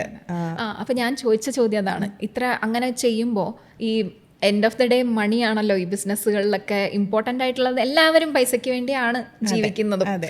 അപ്പോൾ അങ്ങനെ ഫ്ലെക്സിബിൾ ആയിട്ടുള്ളൊരു മണി ഓപ്ഷൻ വെക്കുമ്പോൾ അങ്ങനെയുള്ള പ്രോഫിറ്റ് കുറയില്ലേ, അങ്ങനത്തെ ഉള്ള ടെൻഷൻസ് വരില്ലേ? എടാ, കോവിഡ് കഴിഞ്ഞ ടൈമിൽ ആക്ച്വലി നമ്മൾ ഒരു കാറ്റഗറി ഓഫ് വെഡ്ഡിങ് മാത്രം ഇത്ര ലാക്കിന് മുകളിലുള്ളത് മാത്രം എടുത്ത ടൈമുകളുണ്ട്. കാരണം നമ്മുടെ കുറേ ടീമിലുള്ള കുറച്ച് പേര് കോവിഡ് ആയപ്പോൾ നമുക്ക് വർക്കുകൾ ഇല്ലായിരുന്നല്ലോ ഒട്ടും. അപ്പോൾ ചിലർ പെട്ടെന്ന് വേറെ ജോലിക്ക് കയറേണ്ടി വന്നവരുണ്ട്. അപ്പോൾ നമ്മുടെ ടീം പെട്ടെന്ന് കുറഞ്ഞു. ആ ടൈമിൽ ശരിക്കും ഞങ്ങളുടെ ഈ 10 വർഷത്തിനിടയ്ക്ക് ഒരു വർക്കാണ് നമുക്ക് ഫ്ലോപ്പ് ആയിട്ടുള്ളത്. അത് ആ ടൈമിലായിരുന്നു. കാരണം ടീം അങ്ങോട്ടും ഇങ്ങോട്ടും മാറുകയാണ്. നമ്മൾ എന്നും കണ്ടിരുന്നവരിൽ നിന്ന് ഇപ്പോൾ തലേന്നായിരിക്കും ചിലപ്പോൾ നമ്മുടെ ഗൾഫ് മാനേജ്മെൻറ്റ് ടീമിലോ ഒരു കുട്ടിക്ക് കോവിഡോ എന്തെങ്കിലും ആണെന്ന് പറഞ്ഞാൽ ആ ടീമിനെ പിന്നെ നമുക്ക് കൊണ്ടുവരാൻ പറ്റുന്നില്ല. പിന്നെ തലേന്ന് രാത്രി അറേഞ്ച് ചെയ്യുന്നൊരു ടീമാണ് പിറ്റേന്ന് വരുന്നത്. അപ്പോൾ ആ ടൈം അങ്ങനെയായിരുന്നു. അപ്പോൾ ആ ടൈമിൽ ശരിക്കും ഒരു വർക്ക് നമ്മുടേത് അത് കാരണം ഫ്ലോപ്പായൊരു വർക്ക് ഉണ്ട്. പക്ഷേ 10 ഇയറിനിടയ്ക്ക് അത് ഒരെണ്ണം മാത്രമേ അങ്ങനെ വന്നിട്ടുള്ളൂ. അപ്പോൾ ആ ടൈമിലൊക്കെ നമ്മൾ ഇത്ര ബഡ്ജറ്റിന് മുകളിൽ, കാരണം ഞാൻ ഒരാൾ മാത്രമേ ഹാൻഡിൽ ചെയ്യാനുണ്ടായിരുന്നുള്ളൂ എന്ന് പറഞ്ഞിരുന്നു. പക്ഷെ അതൊരു ഷോർട്ട് ടൈമേ അങ്ങനെ പോയുള്ളൂ. പിന്നെ നമുക്കും നമ്മുടെ മാർക്കറ്റ് ഒന്നും കൂടെ ഓൺ ആവണമെങ്കിൽ എല്ലാ കാറ്റഗറിയും നമ്മൾ എടുക്കണം എന്ന് നമുക്കറിയാൻ പറ്റി. പിന്നെയാണ് അവിടെ നിന്ന് പതിയെ ഓരോന്ന് നമ്മൾ തന്നെ കൊണ്ടുവരാൻ തുടങ്ങിയതും നമുക്ക് എങ്ങനെ റേറ്റ് കുറച്ചും ചെയ്തു കൊടുക്കുന്ന ഒരു ടീമിനെ നമുക്ക് വേണം നമ്മുടെ കൂടെ എന്നുള്ളതിൽ കാറ്റഗറി മാറ്റി നമ്മൾ ചെയ്യാൻ തുടങ്ങിയത്. എല്ലാ കാറ്റഗറിയിലും നമുക്ക് ചെയ്യാൻ പറ്റണം എന്നൊരു തീരുമാനത്തിലെത്തിയ. ഇപ്പോൾ ഒന്നിൽ മാത്രം നമ്മൾ ഇത്ര ലക്ഷത്തിന് മുകളിൽ മാത്രമേ ചെയ്യൂ. ഞാൻ കാണിച്ചിരുന്ന മണ്ടത്തരമായിരുന്നു അത് ഒരു ടൈമിൽ. ഇതിന് മുകളിൽ മാത്രമേ ചെയ്യൂ എന്ന് പറയുമ്പോൾ നമ്മൾ ശരിക്കും ഒതുങ്ങി പോവുക ചെയ്യുന്നത്. നമുക്ക് എല്ലാവരിലോട്ടും എത്തണം എന്നുണ്ടെങ്കിൽ നമ്മളത് അതിനുള്ള ഓപ്ഷൻ നമ്മുടെ കയ്യിൽ ആദ്യം ഉണ്ടാവണം. അപ്പോൾ നമുക്ക് വലിയ നഷ്ടമൊന്നും വരില്ല. ശരിയാ. കാരണം ഇപ്പോൾ പ്രീമിയം വർക്കുകൾ എപ്പോഴും നമുക്ക് കിട്ടിയില്ല എന്നുണ്ടെങ്കിലും നമുക്ക് ഇതൊരു 10 5 ഉണ്ടായാൽ മതി. പ്രീമിയം വർക്കുകളാണെങ്കിൽ ചിലപ്പോൾ മന്ത്ലി ഒരുപാട് കൗണ്ട് കൂടേണ്ടി വരില്ലായിരിക്കും. പക്ഷേ ഇതാകുമ്പോൾ കൗണ്ട് കൂടുതലായിരിക്കും. അപ്പോഴേ നമുക്കത് മാർജിൻ ടാലിയാക്കി നമുക്ക് കൊണ്ടുപോകാനായിട്ട് പറ്റുള്ളൂ. ശരിയാ, ടോട്ടലി അഗ്രി. പിന്നെ ഞാനൊരു കാര്യം പറയട്ടെ. ഈ പ്രീമിയം എന്നുള്ള വാക്കില്ലേ, എന്ന് വെച്ച് കഴിഞ്ഞാൽ പണ്ടൊക്കെ ശരിയാ എൻ്റെ മനസ്സിലുണ്ടായിരുന്ന പ്രീമിയം എന്ന് പറഞ്ഞു കഴിഞ്ഞാൽ ഭയങ്കര കോസ്റ്റ്ലി ആയിട്ടുള്ളത് എന്നുള്ളൊരു സംഭവം ഉണ്ടായിരുന്നു. പക്ഷേ പിന്നെ പോകെ ഞാൻ പൈസ സ്പെൻഡ് ചെയ്യാൻ തുടങ്ങിയപ്പോൾ എൻ്റെ വാല്യൂസ് മാറും. നമ്മൾ പോകെ നമ്മുടെ പ്രായം കൂടുന്നവരും നമ്മുടെ വാല്യൂസ് മാറില്ലേ, നമ്മുടെ മനസ്സിലുള്ള സാധനങ്ങളോടും. നമ്മൾ പിന്നെ ഹ്യൂമൻ, ഞാനത് കുറച്ച് എക്സ്പ്ലെയിൻ ചെയ്ത് പറയുന്നത് ഞാൻ ഉദ്ദേശിക്കുന്ന കാര്യം കറക്റ്റ് മനസ്സിലാവാൻ വേണ്ടിയിട്ടാണ്. അത് ബന്ധങ്ങൾക്കായിരിക്കും നമ്മൾ ചില സമയത്ത് ഏറ്റവും അധികം വാല്യൂ കൊടുക്കുന്നത്. അല്ലെങ്കിൽ നമുക്കൊരു ഇപ്പം ഒരു ഡ്രസ്സ് വാങ്ങാൻ പോവാം, എൻ്റെ ഒരു 10,000 ഡ്രസ്സ് ഉണ്ടല്ലോ, ഇനി ഒരു ഡ്രസ്സ് വേണം, അങ്ങനെയുള്ള പൈസ കയ്യിലുണ്ടെങ്കിലും നമ്മൾ ചിന്തിക്കും അല്ലേ. അങ്ങനെ കുറേ സാധനങ്ങൾ നമ്മൾ മാറും പ്രായം ചെല്ലുമ്പോഴത്തേക്കിനും. തള്ളവായി ബായി എന്ന് പറഞ്ഞാലും. അപ്പം എൻ്റെ മനസ്സിൽ പ്രീമിയം എന്നുള്ള വാക്കിൻ്റെ അർത്ഥം ഭയങ്കരമായിട്ട് മാറി. പ്രീമിയം എന്ന് പറയുമ്പം ഞാൻ കൊടുക്കുന്ന പൈസയ്ക്ക് അതിനുള്ള വാല്യൂ കിട്ടുന്ന സാധനത്തിനെയാണ് ഇപ്പം എൻ്റെ മനസ്സിൽ പ്രീമിയം എന്ന് കിടക്കുന്നത്. അത് എൻ്റെ വ്യക്തിപരമായ ഒരു ഇതാണ് കേട്ടോ. അപ്പം ഇപ്പം അഖില ഒരാൾ വന്നു 1,00,000 ഇവൻറ്റ് നടത്തണം എന്ന് പറഞ്ഞു. ആ 1,00,000 നല്ലത് ചെയ്യുമ്പോൾ അഖില ഒരു പ്രീമിയം ഇവൻറ്റ് ചെയ്യുന്ന ആളാവില്ലേ എന്നാണ് എൻ്റെ മനസ്സിൽ കിടക്കുന്നത്. മനസ്സിലായില്ലേ? അപ്പോൾ അഖിലേക്ക് എങ്ങനെയാണ് എൻ്റെ ആ ഒരു കാഴ്ചപ്പാടിനോട് അഖില എത്രത്തോളം യോജിക്കുന്നു, അല്ലെങ്കിൽ എന്താണ് അതിനോട് പറയാനുള്ളത്? ഏട്ടാ, ഇത് ഞാനെന്നുള്ള ഓൺടർപ്രണറിനെ സംബന്ധിച്ചിടത്തോളം ഇത് ക്ലയൻറ്റിനെ ഡിപ്പെൻഡ് ചെയ്ത് നിൽക്കും. ഇപ്പോൾ ബ്രൈഡായിട്ടുള്ള കുട്ടികൾ ചിലർ കോണ്ടാക്ട് ചെയ്യുമ്പോൾ അവർക്കൊരു ഐഡിയ ഉണ്ട്, എൻ്റെ കോസ്റ്റ്യൂം ഇന്നെടുത്തുനിന്ന് എടുക്കണം. കാരണം അവിടെ നിന്ന് എടുക്കുമ്പോൾ അവരായിട്ട് ചെയ്യുന്ന കുറേ വീഡിയോ ബ്രാൻഡിങ്ങും കാര്യങ്ങളും ഉണ്ട്. ആ പ്രമോഷനും കൂടി ഇവർക്ക് കിട്ടുകയാണ്. അപ്പോൾ ഇന്നെടുത്തുനിന്ന് നമ്മൾ എടുത്തു എന്ന് പറയുന്നത് പ്രീമിയം ആയിട്ട് കാണുന്ന ആൾക്കാരുണ്ട്. ഇപ്പം ചിലർക്ക് നമ്മൾ എടുക്കുന്ന വീഡിയോ കോണ്ടന്റുകളായിരിക്കും. ഇപ്പം അപർണ പറഞ്ഞില്ലേ, അവരെടുത്ത വീഡിയോ നല്ല ഭംഗിയായിരുന്നു, അവരെടുത്തതും നല്ലതായിരുന്നു എന്ന്. അപ്പോൾ അതുകൊണ്ട് അട്രാക്റ്റ് ആവുന്ന ആൾക്കാരുണ്ട്. ഒരു പ്രീമിയം അട്രാക്ഷൻ അതിൽ കിട്ടുന്ന ആൾക്കാരുണ്ട്. അപ്പോൾ ക്ലയൻറ്റ് ചിന്തിക്കും പോലെയാണത് നമ്മൾ നിന്ന് കൊടുക്കേണ്ടത്. ഇപ്പോൾ 1,00,000 പോലും ചിലരോട് നമുക്കൊരു ആത്മബന്ധം വരും. ഇപ്പം ഞങ്ങൾക്ക് സെപ്റ്റംബറിൽ ഗോകുലത്തിൽ വെച്ചിട്ടുള്ള ഒരു വെഡ്ഡിങ്ങിന് ആ ഫാമിലി ആയിട്ട് നമ്മൾ പോലും അറിയാതെ ഒരു ആത്മബന്ധം വർക്കൗട്ട് ആയിരിക്കാം. മനസ്സിലായി. അപ്പം നമുക്ക് അവിടെ മാർജിൻ അല്ല ഇമ്പോർട്ടൻറ്റ്, അവരെ ഭയങ്കര ഹാപ്പി ആക്കി കൊടുക്കുക. കാരണം ഒരു ഫാമിലി കണക്ഷൻ ആയി അവിടെ ഓട്ടോമാറ്റിക്കലി. അവരുടെ എൻഗേജ്മെൻറ്റ് നമ്മൾ ചെയ്തു, പിന്നെ ഇത്രയും അത് കഴിഞ്ഞിട്ട് ഇപ്പോൾ ഇത്രയും മന്ത് ഉണ്ടായിരുന്നു. അപ്പോൾ നമ്മൾ പോലും അറിയാതെ നമ്മൾ ചൂസ് ചെയ്തൊരു ഫാമിലിയായി അവരുമായിട്ടൊരു ബോണ്ടിങ് ക്രിയേറ്റ് ആയി. അപ്പോൾ അങ്ങനെ വരുമ്പോൾ അത് ബഡ്ജറ്റ് എന്നതിലുപരി നല്ല ബഡ്ജറ്റുള്ള വെഡ്ഡിങ് ആണ്, എന്നാൽ പോലും അതിലെന്തൊക്കെ ആഡ് ചെയ്ത് അതിനൊരു പ്രീമിയം ടച്ചോ അല്ലെങ്കിൽ ഒരു ലക്ഷറി ഫീലോ കൊണ്ടുവരാൻ പറ്റുമോ അതൊക്കെ നമ്മൾ ചെയ്യും. മനസ്സിലായി. ഇപ്പോൾ ചിലർ വന്ന് പറയുന്ന ആൾക്കാരുണ്ട്, ഇപ്പോൾ ഇൻറ്റിമേറ്റ് വെഡ്ഡിങ്ങിൻ്റെ കാലമാണല്ലോ, അപ്പോൾ ഞങ്ങൾക്ക് ഒരുപാട് കാര്യങ്ങളൊന്നും വേണ്ട, ഞങ്ങൾ ഫോട്ടോഗ്രാഫിയും വീഡിയോഗ്രാഫിയും കാര്യമായിട്ട് എടുക്കുന്നുണ്ട്, ഞങ്ങൾക്ക് കുറച്ച് മൊമെൻറ്റുകൾ കിട്ടുക എന്നുള്ളതാണ്, അല്ലാതെ കുറേ ഫ്ലവർ ആഡ് ചെയ്യുക അല്ലെങ്കിൽ നമ്മുടെ എൻട്രൻസ് പാത്ത് വേ ഇത്തിരി ഗ്രാൻഡ് ആക്കുക അല്ലെങ്കിൽ നമ്മുടെ നെയിം ബോർഡ് വെൽക്കം മൈൽ കൊടുക്കുന്നതിൽ ഇന്നൊരു ലക്ഷറി ടച്ച് കൊണ്ടുവരിക, ഇതല്ലായിരിക്കും ഇവർക്ക് ഇമ്പോർട്ടൻറ്റ്. ഇവർ തന്നെ ഉണ്ടാക്കുന്ന കുറേ മൊമെൻറ്റുകൾ കാണും, അല്ലെങ്കിൽ എൻ്റർടൈൻമെൻറ്റ് കൂടുതൽ ആഡ് ചെയ്ത് ഞങ്ങൾക്ക് ആ മൊമെൻ്റാണ് വേണ്ടത് എന്ന് പറയുന്നവരും ഉണ്ട്. അത് അവരുടെ ഉള്ളിൽ അതാണ് ലക്ഷറി. അപ്പോൾ ഇത് ഓരോ ക്ലയൻറ്റിനെയും ഡിപ്പെൻഡ് ചെയ്തായിരിക്കുക. ഇപ്പോൾ അപർണ കോൺടാക്ട് ചെയ്തപ്പോൾ പറഞ്ഞായിരുന്നു, ഇത് ഭയങ്കര ഒരു ഇൻറ്റിമേറ്റ് വെഡ്ഡിങ് ആയിട്ട് കൊണ്ടുപോകാനാണ് എനിക്ക് ആഗ്രഹം, പക്ഷെ എനിക്ക് ഒരുപാട് ഏരിയ ഒന്നും വേണ്ട, എന്നിട്ടും നമ്മൾ തിരഞ്ഞെടുത്തത് പ്രീമിയം പ്രോപ്പർട്ടി തന്നെയല്ലേ എടുത്തത്. പക്ഷെ അത് പ്രീമിയം പ്രോപ്പർട്ടി എന്നുള്ളതല്ല, അപർണയ്ക്ക് ആ വ്യൂ കിട്ടണമായിരുന്നു, വെഡ്ഡിങ്ങിൻ്റെ ബാക്ക്ഡ്രോപ്പ് ആയിട്ട് ആ വ്യൂ വരണം എന്നുള്ളതായിരുന്നു അപർണയ്ക്ക് നിർബന്ധം. അല്ലാതെ ഒരു വട്ടം പോലും എന്നോട് പ്രീമിയം വെഡ്ഡിങ് എന്നുള്ളൊരു വേർഡ് പറഞ്ഞിട്ടില്ല എന്നാണ് എനിക്ക് തോന്നുന്നത്, അവരോടും പറഞ്ഞു കാണില്ല. പക്ഷെ അതിൻ്റെ വ്യൂ ആയിരുന്നു അപർണയ്ക്ക് ഇമ്പോർട്ടൻറ്റ്. അപ്പോൾ അപർണയുടെ ഉള്ളിൽ പ്രീമിയം ടച്ച് അതായിരിക്കും. അപ്പോൾ അത് ഓരോരുത്തരും നമ്മളോട് കാര്യങ്ങൾ കമ്മ്യൂണിക്കേറ്റ് ചെയ്യുന്ന പോലെയാണ്. ഇമോഷനിൽ ലക്ഷറി കൊണ്ടുവരുന്ന ആൾക്കാരുണ്ട്, എനിക്ക് ആ മൊമെൻറ്റ് കാണുമ്പോൾ എനിക്ക് കരച്ചിൽ വരണം, അതുപോലുള്ള കാര്യങ്ങളായിരിക്കണം. എൻ്റർടൈൻമെൻറ്റിലാണെന്നുണ്ടെങ്കിലും അവിടെ നടക്കുന്ന ഓരോ മൊമെൻറ്റിലും നിങ്ങൾ ക്രിയേറ്റ് ചെയ്ത് തരേണ്ടത് എന്ന് പറയുന്ന ക്ലയൻറ്റ് ഉണ്ട്. അവരിൽ ഇമോഷണൽ ലക്ഷറിയാണ് അവർ കൊണ്ടുവരാൻ ഉദ്ദേശിക്കുന്നത്. അപ്പോൾ അത് ഓരോ ക്ലയൻറ്റിനെയും ഡിപ്പെൻഡ് ചെയ്തിട്ടാണ്. ഇപ്പോൾ വലിയ ഇവിടുത്തെ ഏറ്റവും പ്രീമിയം പ്രോപ്പർട്ടി വെച്ചിട്ട് വളരെ ചെറിയ എമൗണ്ടിന് നമ്മൾ കോൺടാക്ട് ചെയ്യുമ്പോൾ നമ്മൾ ഈ പ്രോപ്പർട്ടി ചോദിക്കുമല്ലോ, വെന്യൂ എവിടെയാണ്, അപ്പോൾ ഇവിടുത്തെ ഏറ്റവും ടോപ്പ് വെന്യൂ ആയിരിക്കും അവർ പറയുന്നത്. പക്ഷെ അവർ ഇവൻറ്റിൻ്റെ ബഡ്ജറ്റ് പറയുമ്പോൾ നമുക്ക് തോന്നും, ഇത്രയും വലിയ പ്രോപ്പർട്ടി എടുത്തിട്ട് ഇവർ എന്തിനാ ഇവൻറ്റിൽ ഇന്ന് ഇത്രയും കുറയ്ക്കുന്നതെന്ന് നമുക്ക് തോന്നും. അവർക്ക് വേണ്ടത് അതാണ്, ഇവൻറ്റിൽ കുറേ കാര്യങ്ങൾ ചെയ്യാന്നുള്ളതല്ല അവർക്ക് വേണ്ടത്. ഞാനും റമദ എടുത്ത സമയത്ത് അത്യാവശ്യം നല്ല ഇവന്റുകൾ, വലിയ വലിയ ഇവന്റുകൾ നടക്കുന്ന സ്ഥലമാണ്. പക്ഷെ നമ്മൾ ഭയങ്കര ചെറുതായിട്ടാണ് അവിടെ നടത്തിയത്, കാരണം ആ വ്യൂ ആയിരുന്നു ഭയങ്കര ഇമ്പോർട്ടന്റ്. അതല്ലേ ഉദ്ദേശിച്ചത്? അതെ അതെ അതെ. അത് ഇന്റിമേറ്റ് വെഡിങ് ആണെങ്കിലും അതിനാവശ്യമുള്ളത് എല്ലാ ഭംഗിയും അതിനുണ്ടായിരുന്നു. അതൊരു നോർമൽ, എന്താ പറയാ, ഒരു നോർമൽ ബഡ്ജറ്റ് വെഡിങ് ആയിട്ടല്ലല്ലോ നമ്മൾ കാണിച്ചിരിക്കുന്നത്. എന്നാൽ അത്യാവശ്യം ബഡ്ജറ്റിൽ തന്നെ നമ്മൾ ചെയ്തതുമാണത്. പുറത്തുനിന്ന് കാണുന്ന ഒരാളുടെ ബഡ്ജറ്റ് ചിലപ്പോൾ ഒന്നും കൂടി നമ്മൾ വിചാരിക്കുന്നതിന്റെ അപ്പുറമായിരിക്കും അയാൾ പ്രതീക്ഷിച്ചിട്ടുണ്ടാവുക. സത്യം. പക്ഷെ അത് കാണുന്ന ഒരാൾക്ക് ഉറപ്പായിട്ടും അത് പ്രീമിയം വെഡിങ് ആയിട്ട് തന്നെയാണ് തോന്നിയിരിക്കുന്നത്. അല്ലേ? അവിടെ ക്യാമറ അവിടെ ചോദിച്ചോ, നിങ്ങൾക്ക് തോന്നിയില്ലേ? അതെ, നിങ്ങൾക്ക് തോന്നിയില്ലേ? ഇവിടെ ഇരുന്ന് ചേച്ചിയും ചേട്ടനൊക്കെ എവിടെ? അവരും ഇതേ ചേട്ടൻ. ഓക്കെ, ഇനി 20s സ്റ്റാർട്ട് ചെയ്തു, ഇപ്പോൾ 30s കടന്നിരിക്കുകയാണ്. ബിസിനസ് ആയിക്കോട്ടെ 10 വർഷം ആയിരിക്കുകയാണ്. അപ്പം ബിസിനസ് എല്ലാം മാറ്റി വെച്ചിട്ട് മനുഷ്യനെന്ന രീതിയിൽ കുറച്ച് കാര്യങ്ങൾ പഠിച്ചിട്ടുണ്ടാവും എന്തായാലും. അതായത് ബിസിനസ്സിൽ ഇരുന്നു കൊണ്ടും ജീവിതം ഹാൻഡിൽ ചെയ്തുകൊണ്ട് നമ്മൾ കുറച്ച് കാര്യങ്ങൾ പഠിച്ചിട്ടുണ്ടാവും. അപ്പോൾ അതെന്തെങ്കിലും ഒന്ന് ഷെയർ ചെയ്യാൻ പറ്റുമോ? ഇപ്പോൾ വ്യക്തിപരമായിട്ടുള്ള ജീവിതത്തെക്കുറിച്ച് പറയുകയാണെങ്കിൽ എൻ്റെ 20കളിൽ ഞാൻ ചെയ്തു വെച്ചത് മുഴുവൻ മണ്ടത്തരങ്ങളായിരുന്നു. അത് പ്രൊഫഷൻ കൊണ്ട് ഞാൻ കവർ ചെയ്തു എന്ന് മാത്രമേ ഉള്ളൂ. പിന്നെ നമ്മുടെ 20 എന്നുള്ള ആ ഒരു പീരീഡിൽ നമ്മൾ, ഇപ്പം എൻ്റെ കാര്യം ഞാൻ പറയാം, ഞാൻ ചെയ്തിരുന്നതെല്ലാം എന്നെ പ്രൂവ് ചെയ്യാനുള്ള കാര്യങ്ങളായിരുന്നു മറ്റുള്ളവരുടെ മുന്നിൽ. കാരണം കുറേ മണ്ടത്തരങ്ങൾ നമ്മുടെ കയ്യിൽ നിന്ന് വന്നുപോയി, നമ്മുടെ തിരഞ്ഞെടുപ്പുകൾ തെറ്റിപ്പോയി, ലൈഫിൽ അതിൻ്റെ ഭാഗമായിട്ട് ഒരുപാട് പ്രശ്നങ്ങളിൽ കൂടെ പോകേണ്ടി വന്നു. അപ്പം നമ്മളാരും ഞാൻ അങ്ങനെയല്ല ഇങ്ങനെയാണ് എന്ന് പ്രൂവ് ചെയ്യാൻ എന്നെക്കൊണ്ട് ഒരുപാട് കാര്യങ്ങൾ പറ്റും, ഐ ആം ഗുഡ് ഇനഫ്, അല്ലെങ്കിൽ ഐ ആം, എന്താ പറയുക, ഞാൻ അടിപൊളിയായിട്ടുള്ള ഒരാളാണ് എന്ന് പ്രൂവ് ചെയ്യാൻ വേണ്ടിയിട്ട് നമ്മൾ കാണിച്ചു കൂട്ടുന്ന കുറേ കാര്യങ്ങളുണ്ടല്ലോ. ഞാൻ അങ്ങനെയായിരുന്നു, ഞാനത് അഡ്മിറ്റ് ചെയ്യാണ്. ഞാൻ എന്നിൽ ഹാപ്പി ആവുക എന്നതിലുപരി, ചിലപ്പോൾ അത് റോങ് ആയിരിക്കും കേട്ടോ, പക്ഷെ ഞാനത് വളരെ റോ ആയിട്ട് ഞാൻ പറയാം, മറ്റൊരാളുടെ മുന്നിൽ എന്നെ പ്രൂവ് ചെയ്യണം എന്നുള്ളൊരു, അതെന്തോ ഗ്രഡ്ജായിരിക്കാം, ആരോടെങ്കിലുമൊക്കെയുള്ള ദേഷ്യമായിരിക്കാം, വോട്ടെവർ, അതെനിക്ക് അറിയില്ല. ബട്ട് കൂടുതലും മറ്റുള്ളവരുടെ മുന്നിൽ എന്നെ പ്രൂവ് ചെയ്യാനാണ് ഞാൻ കിടന്ന് ഫൈറ്റ് ചെയ്തുകൊണ്ടിരുന്നതും ഞാൻ ഓരോന്ന് ചെയ്തുകൊണ്ടിരുന്നതും. അതിൽ ഞാൻ ഒരു പരിധി വരെ ഞാൻ ജയിച്ചു എന്ന് തന്നെ എനിക്ക് പറയാനും പറ്റും. കാരണം ഞാൻ എൻ്റെ 20 എന്നുള്ളൊരു കാലഘട്ടത്തിൽ, 20കൾ എന്നുള്ളൊരു കാലഘട്ടത്തിൽ ഞാൻ പ്ലാൻ ചെയ്തിരുന്നതിൽ കൂടുതൽ കാര്യങ്ങൾ എനിക്ക് ചെയ്യാനായിട്ട് പറ്റിയിട്ടുണ്ട്. പക്ഷെ അത് ഞാൻ എന്നെ തന്നെ പ്രഷർ ചെയ്തുകൊണ്ടായിരുന്നു ചെയ്തിരുന്നത് എന്നുള്ളതേ ഉള്ളൂ.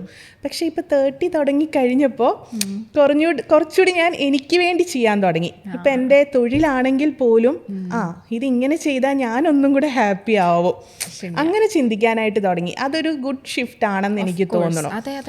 അതെ. അപ്പോൾ ഞാൻ ആരെയും പ്രൂവ് ചെയ്യേണ്ട, ആരുടെ മുന്നിലും ഞാൻ എന്നെ പ്രൂവ് ചെയ്യേണ്ട ആവശ്യമില്ല. ഞാൻ ഹാപ്പി ആവുന്നത് എന്തൊക്കെയാണോ അത് ഞാൻ പാഷനേറ്റ് ആയിട്ട് ചെയ്യും. മറ്റേത് പ്രൂവ് ചെയ്യാൻ വേണ്ടിയാണ് ചെയ്തിരുന്നത്. ഇപ്പം ഞാൻ ഒന്നും കൂടെ പാഷനേറ്റ് ആയിട്ട് എൻ്റെ മെൻ്റൽ വെൽബീയിങ്ങിന് കൂടുതൽ ഇമ്പോർട്ടൻസ് കൊടുത്തുകൊണ്ട് കാര്യങ്ങൾ ചെയ്യാനായിട്ട് തുടങ്ങി. അതാണ് എന്നിൽ വന്നിരിക്കുന്ന പ്രധാന ചേഞ്ച് എന്ന് പറയുന്നത്. അല്ല, സത്യമായിട്ടും അങ്ങനെ ചെയ്യുമ്പോൾ നമുക്ക് തന്നെ ഗുണം അല്ലേ? അത് ശ്രദ്ധിച്ചിട്ടില്ലേ? നമ്മൾ നമ്മുടെ സന്തോഷത്തിനും നമ്മുടെ പാഷനും വേണ്ടിയിട്ട് ചെയ്യുമ്പോഴത്തേക്കിനും നമ്മൾ തന്നെയാണ് ഉറങ്ങുമ്പോൾ സമാധാനമായിട്ടിരിക്കുന്നത് അല്ലേ? പിന്നെ നമുക്ക് ജഡ്ജ്മെന്റിനെ പേടിയായിരുന്നു ഒന്നും കൂടെ. ഇപ്പം അതില്ല. കാരണം എല്ലാവരും അവരവർക്ക് ആവശ്യമുള്ള വേർഷനും അവനവൻ ആവശ്യമുള്ള കഥകളും കേൾക്കുള്ളൂ. അല്ലാതെ റിയാലിറ്റി അറിയാൻ ശ്രമിക്കുന്നവരും അറിയുന്നവരും വളരെ ചുരുക്കമാണ്. അപ്പം നമ്മൾ ആരെയും നമ്മളെ പ്രൂവ് ചെയ്യാൻ നോക്കിയിട്ട് കാര്യമില്ല എന്നൊരു വലിയ റിയാലിറ്റി ഹിറ്റ് കിട്ടിയത് 30യുടെ തുടക്കത്തിലാണ്. സത്യം. അല്ല, എനിക്ക് 28 വയസ്സായി, പക്ഷെ 30 എത്താറായപ്പോഴാണ് എനിക്കും പല കാര്യങ്ങൾ. അപ്പം എനിക്ക് അഖില പറയുന്ന കാര്യത്തിനോട് വളരെയധികം യോജിക്കാൻ പറ്റുന്നുണ്ട്. കാരണം ഒന്നാമത്തെ കാര്യം, ഈ 20 തൊട്ട് 25 വയസ്സ് വരെ നമ്മൾ ഒരുപാട് ചോദ്യം ചെയ്യപ്പെടുന്നത്, സമൂഹത്തിൽ നിന്ന് ഒരുപാട് നമുക്ക് ചോദ്യങ്ങൾ വരുന്നതും, പിന്നെ നമുക്ക് ഒരുപാട് കൺഫ്യൂഷൻ വരും. അതെ, നമ്മൾ ചെയ്യാത്ത കാര്യങ്ങളാണെങ്കിൽ പോലും വേറൊരാൾ പറയുന്ന രീതി കേൾക്കുമ്പോൾ നമുക്ക് തോന്നും, ഇനി ഞാനത് ചെയ്തായിരുന്നോ? അങ്ങനെ കൺവിൻസ് ചെയ്ത് വർത്തമാനം പറയുന്ന കുറെ മനുഷ്യരുണ്ട്. അതെ അതെ. ഞാൻ ഡൗട്ട്ഫുൾ ആയിരുന്നു 20-ല്. ഭയങ്കര ഡൗട്ടായിരുന്നു നമുക്ക് എന്ത് വേണം, എന്ത് ചെയ്യണം. പിന്നെ ഇപ്പം പാർട്ട്ണറിന്റെ കാര്യമാണെങ്കിലും ആര് വേണം, എന്ത് വേണം, അങ്ങനെ എല്ലാം എവരിതിങ് ഇസ് നമുക്കൊരു ക്വസ്റ്റ്യൻ. അവര് പറയുന്നതാണോ ശരി? അപ്പൊ നമ്മൾ ചിന്തിക്കുന്നത് ശരിയല്ലേ, തെറ്റായി പോയോ? അപ്പൊ പക്ഷെ അത് ചെയ്തുകൊണ്ട് എനിക്ക് മനസ്സമാധാനമാണല്ലോ കിട്ടിയത്, പക്ഷെ ഇവരെന്താ ഇങ്ങനെ പറയുന്നത്, അങ്ങനെ നമ്മൾ ചിന്തിക്കും. പക്ഷെ ഇപ്പോഴങ്ങനെയല്ല, എനിക്ക് മനസ്സമാധാനം കിട്ടി, എനിക്ക് അതാവില്ല. എനിക്ക് ആരോടും പറഞ്ഞൊന്നും ബോധിപ്പിക്കേണ്ട ആവശ്യമില്ല. പിന്നെ നമ്മുടെ 20കൾ എന്നുള്ളൊരു ഏജിൽ നമ്മൾ കൂടുതലും നമ്മുടെ കൂട്ടുകാരെ മാത്രമായിരിക്കുമല്ലോ ഡിപ്പെൻഡ് ചെയ്യുന്നത്. അവർ പറയുന്നതിൽ ശരി അല്ലെങ്കിൽ വീട്ടുകാർ പറയുന്നത്, ആ ഒരു കൺഫ്യൂഷൻ്റെ ഏജാണ് അത്. 30യുടെയൊക്കെ തുടക്കത്തിൽ എന്ന് പറഞ്ഞു കഴിഞ്ഞാൽ നമുക്ക് ചില കാര്യങ്ങളിൽ അറിയാം, നമ്മുടെ കൂട്ടുകാരെക്കാൾ നന്നായിട്ട് പ്രൊഫഷണലായിട്ടുള്ള ഒരാൾക്കേ നമുക്ക് അതിനൊരു ഉത്തരം തരാൻ പറ്റൂ എന്നുള്ളത്. മറ്റത് ഞാൻ ചിന്തിക്കും, പിന്നെ നമ്മൾ ഒരു അറിവില്ലാത്ത ഒരാൾക്ക് നമുക്ക് എന്ത് പറഞ്ഞു തരാൻ പറ്റുമെന്നാണെന്ന്. പക്ഷെ 30 തുടങ്ങിക്കഴിഞ്ഞപ്പോൾ നമ്മളത് ഒന്നും കൂടെ അങ്ങനെയല്ല, ഒരു പ്രൊഫഷണൽ കെയർ നമുക്ക് ഒരു പ്രായം കഴിഞ്ഞു കഴിഞ്ഞാൽ ഒന്നുകൂടി ക്ലാരിറ്റി തരാനായിട്ട് ഹെൽപ്പ് ചെയ്യുമെന്ന് നമുക്ക് തന്നെ തോന്നാൻ തുടങ്ങി. അങ്ങനെ ഒരുപാട് ചേഞ്ച് എനിക്ക് തോന്നുന്നു. 30 കഴിയുമ്പോഴായിരിക്കും ഒന്നും കൂടി അറിയാൻ പറ്റുന്നത്. 40 ആവുമ്പോൾ ഇതിലും നല്ല ഇത് കിട്ടും.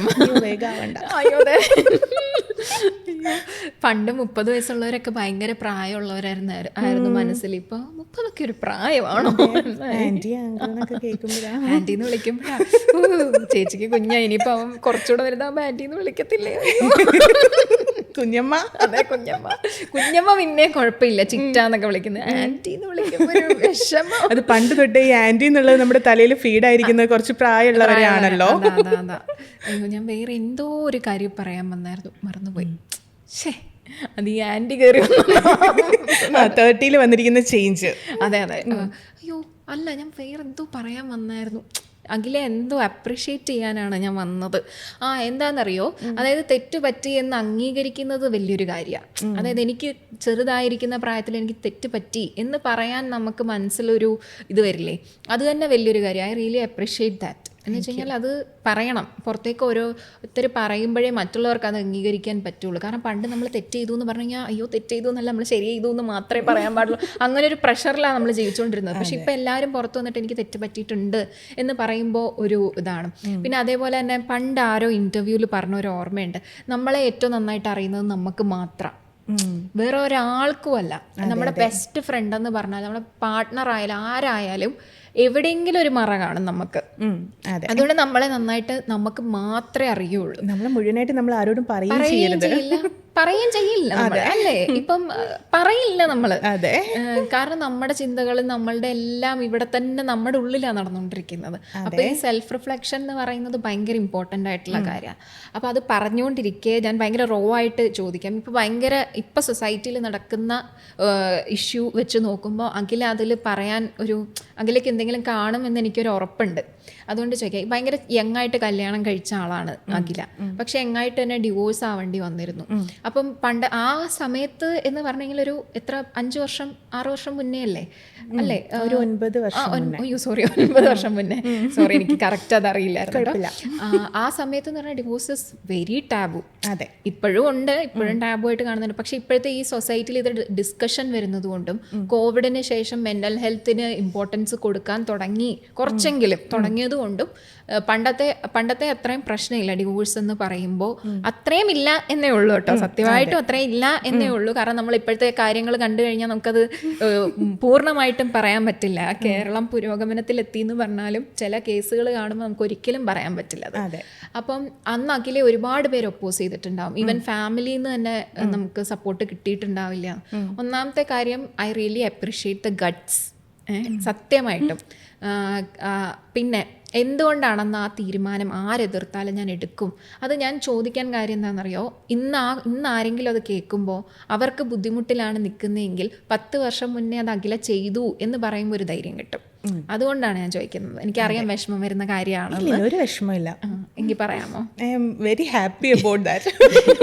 അതെ അതെ, ഇല്ലെങ്കിൽ ഇന്നത്തെ അഖിലയായി മാറുമായിരുന്നു അല്ലേ? ഉണ്ടാവില്ല, ജീവനോടെ ഉണ്ടാവുമെന്ന് പോലും അറിയില്ല.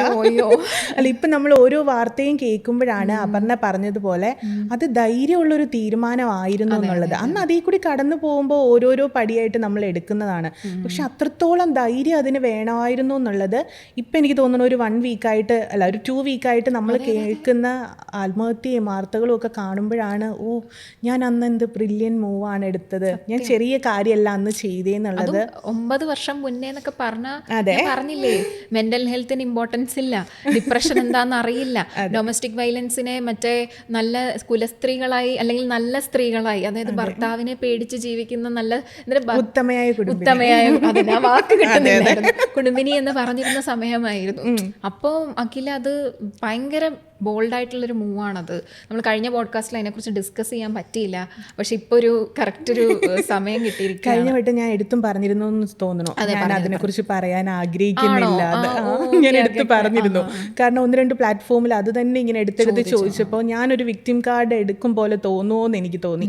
അപ്പോൾ അതുകൊണ്ടായിരുന്നു. പക്ഷെ ഇത് റൈറ്റ് ടൈം ആണെന്ന് എനിക്ക് തോന്നുന്നു. മാത്രമല്ല, ഞാൻ പറഞ്ഞില്ലേ 9 വർഷം മുന്നേ ഈ തീരുമാനം എടുക്കാൻ അഖില എല്ലാവരെയും എതിർത്തുകൊണ്ടാണ് അല്ലേ, ഫാമിലിയെ വരെ എതിർത്തുകൊണ്ടാണ്. കൂടെന്നിട്ടുണ്ടാവില്ല. ചിലപ്പോൾ ഫ്രണ്ട്സ് പോലും അല്ലേ വേണ്ട അഖില എന്ന് പറഞ്ഞിട്ടുള്ള ഒരു ഫ്രണ്ടെങ്കിലും കാണും, ഉറപ്പാണ്, എനിക്ക് ഉറപ്പാണ്.